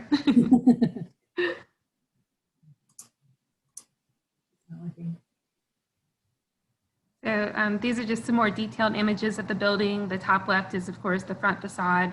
The top right is just a view of the courtyard behind the building, which belongs to the deli. And the top center photo is the current state of the rear elevation as viewed from the adjacent parking lot. As part of this project, the north elevation will be significantly improved and cleaned up by removing the vines, repairing the natural stucco, replacing the hardy plank at the addition with wood, and generally removing or relocating the various pipes, mechanical equipment, and satellite dishes. The bottom left-hand photo is the existing interior stair, and we're proposing to simply continue that up to the roof, where you would pop up at the northeast corner, roughly between the existing HVAC condensers and the adjacent restaurant's mushroom vent. Next slide, please. These are some photos of the existing roof conditions. We've got a low slope to the rear, modern membrane roofing, and modern metal flashing at the parapets. You can also get a sense of the height of the hipped roof to the east, which would block any view from East Broad Street. And as part of this proposal, we'd like to modify the existing roof slope sort of towards the interior of the roof in order to reduce the height of the stair enclosure as well as eliminate the need for extra guardrails. But we'll be retaining the parapets and the roof lines at the perimeter so that the change is not apparent in any way from the street. And you'll see that a little bit better in our roof diagram shortly. Next slide, please. So with that in mind, these are some historic images of the building, which we know was constructed in its earliest form around 1806, and then heavily altered or reconstructed in 1891. The photo on the left is believed to be pre-earthquake, shows our building then called the Palace Shaving Saloon. It had lower floor to ceiling heights at that time and a hipped roof. And then the photo on the right, taken from the People's Building in 1914, shows the current roof form and added iron parapet. Next slide, please. So just moving to the plans, we're proposing to replace the aluminum parapet caps with copper. And as I mentioned, lower the roof at the interior so that we can install a new drainage plane and pedestal decking above, while keeping the hatched areas and the parapets at their current height. Our enclosure is there in the bottom right and is almost 29 feet back from the front of the parapet. We're proposing a louvered guardrail across the rear, but also holding that back about 11 feet from the edge. And then we're suggesting that the current mechanical units get replaced with mini splits that can be hidden towards the front, but behind the parapet. Next slide. This is the street facade and a sightline study, just to reiterate that it would be impossible to see this enclosure from Broad Street. Next slide. And then here is our existing and proposed rear elevation, showing the vines and conduit removed, the mechanical relocated, and our new enclosure and louvered guardrail. We are calling for the stair enclosure to be 2 volumes, stepping down towards Chalmers Street and keeping with the necessary head height above the stair inside. But we've also talked to the Preservation Society about adding some additional glazing where the higher mass pops up, just to help further lighten the structure as much as possible. Next slide, please. These are some more detailed views of the enclosure, as well as a precedent image that gives a general impression of what we're trying to achieve. The fenestration would have narrow sight lines, and the entire structure would be monochromatic with generous glazing. Currently, we're leaning towards Charleston green, which works really well with the natural stucco for an overall effect along the lines of what we did at the Westendorf building. We don't want to call attention to what we're doing with this new element, but at the same time, we'd like it to be dignified and worthy of this building. We don't expect many people would notice it from way up on Chalmers, but for the ones that do, and of course our clients as well, we'd like them to see something subtle and distinctive, but thoughtful and sophisticated. Next slide, please. This is an existing and proposed roof diagram, which illustrates how we intend to lower the slope and sort of recess everything a little further into the structure, reducing the height and the visibility. Fortunately, the existing conditions include a nearly 5-foot high interstitial space at the Broad Street end, which lends itself well to this approach. Next slide, please. We'll just end with some rendered views existing above and proposed below, and the bottom right image representing the actual view at 250 feet away from Chalmers Street. We implemented that Charleston green color scheme for this study, and we think it's working pretty well. We hope you'll agree that this proposal is a reasonable and elegant addition that respects the historic skyline of Broad Street and vastly improves upon the existing conditions at the rear of this property. While we understand the tendency to worry about setting a precedent with roof structures, and certainly agree that each application has unique challenges to be considered with sensitivity to the context, we think there's also a clear benefit in allowing these residences to have outdoor space, which improves the livability of these buildings and encourages their restoration and use as single-family residences. That is all I have, but if Mike is on the call, I'd like to turn it over to him for a few words as well. Great. Thank you so much. Good evening, everyone. My name is Mike Schuler. My wife and I are the owners of 40 Broad Street. I just wanted to briefly give the board some personal context for this project. Over the past 10 years, we've been very fortunate to have the opportunity to take on several noteworthy restoration projects in this block, most notably 36 Broad, 38 Broad, the Blind Tiger, and the Hatman building at the corner of Church and Broad. Having spent so much time working on these projects over the years, my wife and I have really fallen in love with this stretch of Broad Street, and we've taken a major leap of faith to make 40 Broad restoration our full-time home. We feel very strongly that the access to the outdoor space, in this case, the rooftop, has become particularly relevant during the COVID experience, and has really highlighted just how important access to outdoor space is for true livability in the city. We feel that Julia and Aaron have done an amazing job integrating, this vital need for us into a subtle and incredibly tasteful and effective way. We are particularly humbled to have tremendous support from, so many of our neighbors, almost everybody on the street. We really hope our move to Broad Street will be a spark that reinvigorates some of the vibrancy of one of our most important streets downtown. Thanks again for your consideration and support.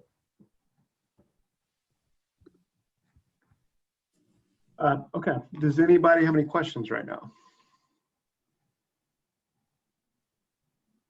All right, can we get a public comment, Alex? Yes, let's start with Anna Catherine Carroll this time. Anna Catherine Carroll with the Preservation Society of Charleston. The Preservation Society appreciates the applicant and the owner reaching out to us on this project. We feel the proposed addition is well conceived, and we appreciate efforts to minimize the overall height. However, with regard to visibility from Chalmers Street, we have conveyed to the project team a suggestion to study the roofline of the addition to be as light and transparent as possible by potentially incorporating glazing at the vertical step up to the higher roofline in the current version, or unifying the mass as a single volume with a thinner roofline. We appreciate their responsiveness to this suggestion and would support conceptual approval. Thank you.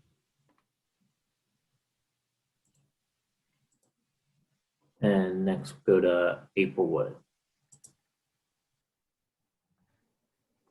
April Wood, Historic Charleston Foundation. I want to thank the applicant for reaching out to us, and we are very glad to see this property occupied as a full-time residence.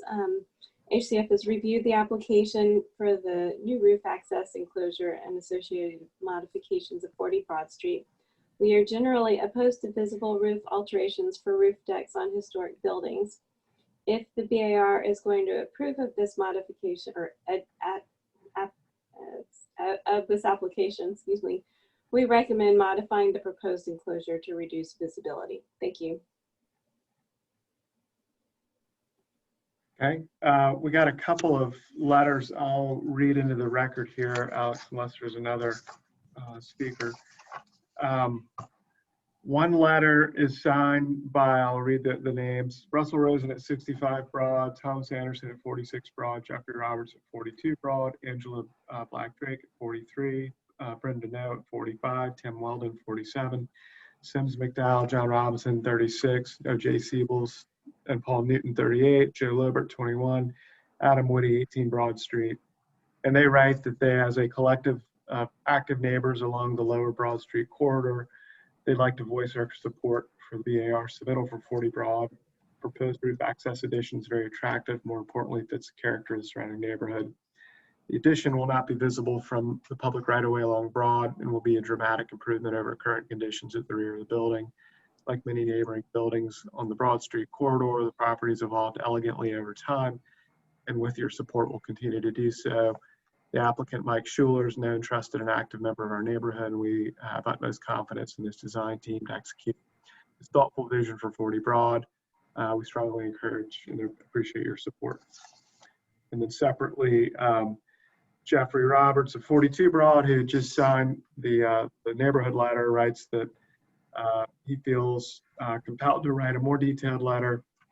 As there are no other entities impacted more than myself and the Brickman family as contiguous owners, neighbors at 42 Broad, attached by a firewall to the subject property. 42 Broad has great sentimental value as it served as my partner Jack Brickman's law office from 1949 until his passing at 96 years old in 2016. And now kept exactly the way it was by his son Michael with me on the second floor for over 2 decades. I spearheaded preservation efforts for the exterior elements to our iconic building. This collaborative project between the applicant and architect at 40 Broad pays most appropriate homage to that and our building's history, and sensibly, respectfully repurposes a portion to ensure it can live on for centuries to come. The architect's done a magnificent job with artful design of the roof elements. It's one of the finest examples citywide. While keeping the historic features that make 40 Broad special, it will now be gently and unobtrusively modernized and a wonderful home for the applicant, who's paid great respect to the structure. Accordingly, as the most impacted property and contiguous neighbor, we expressed our unbridled enthusiastic support to the board and recommend full approval. Okay, Kim, could we go to staff comments and recommendation?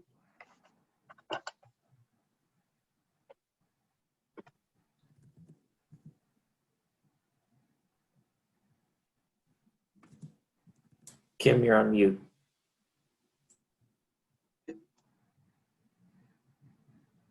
Thank you. Didn't quite finish those comments, so I will just read them. The proposed addition is thoughtfully designed and situated in a location for minimal visibility. The only suggestion staff would have is to focus on roof design as the precedent image on sheet 9 with a minimal roof structure. The staff's recommending preliminary approval and final review by staff. Okay, thank you. Aaron, Mike, would you like to address anything you've heard? I'll just say we appreciate both of the preservation groups taking the time to discuss this project with us, and we are certainly open to studying ways to lighten the roof line as much as possible. We think the idea of adding additional glazing, sort of transom windows to the taller mast between the two roof lines is a great option. So we're happy to study that. Okay, great. All right, so now we're in board discussion. Kim, I have a question. So the application was for conceptual. The recommendation was for preliminary. Is there enough sort of, I don't know, data or whatever to get preliminary, or is that? Thanks for that clarification, Jay. That's an error. Okay, so so you're recommending conceptual approval. Yes, thank you, Jay. Okay. All right, so we're in board discussion. This is Bill. I would say that I do agree with staff's comment, the comments of the preservation groups, that roof form could be simplified or lightened in some way. I think otherwise it's a nicely done project, and I would support the staff's recommendation. I did want to make sure in that, was it conceptual approval with final review by staff? I did want to verify that recommendation. Conceptual approval with final review by staff, that's correct. Okay, yeah, I would support that, that recommendation.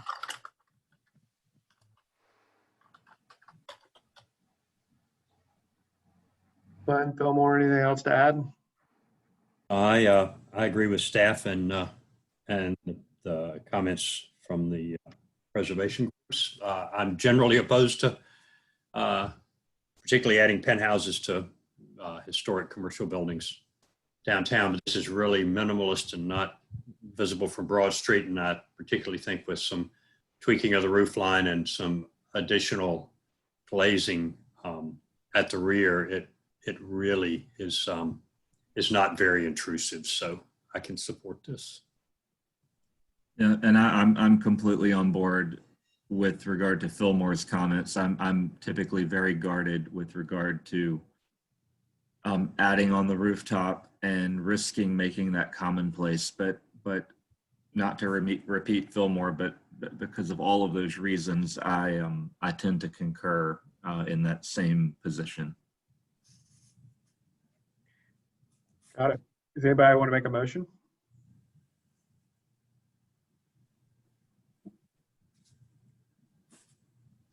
Yeah, this is Bill. I'll make a motion for conceptual approval with staff's comments and final review by staff. All right, second by anybody? Second. Second by Fillmore. All right, I'll call the roll. Glenn? In favor. Bill? Yay, in favor. Fillmore? Yay, in favor. Chair votes yea in favor. Motion carries unanimously. Meeting adjourned. Thank you.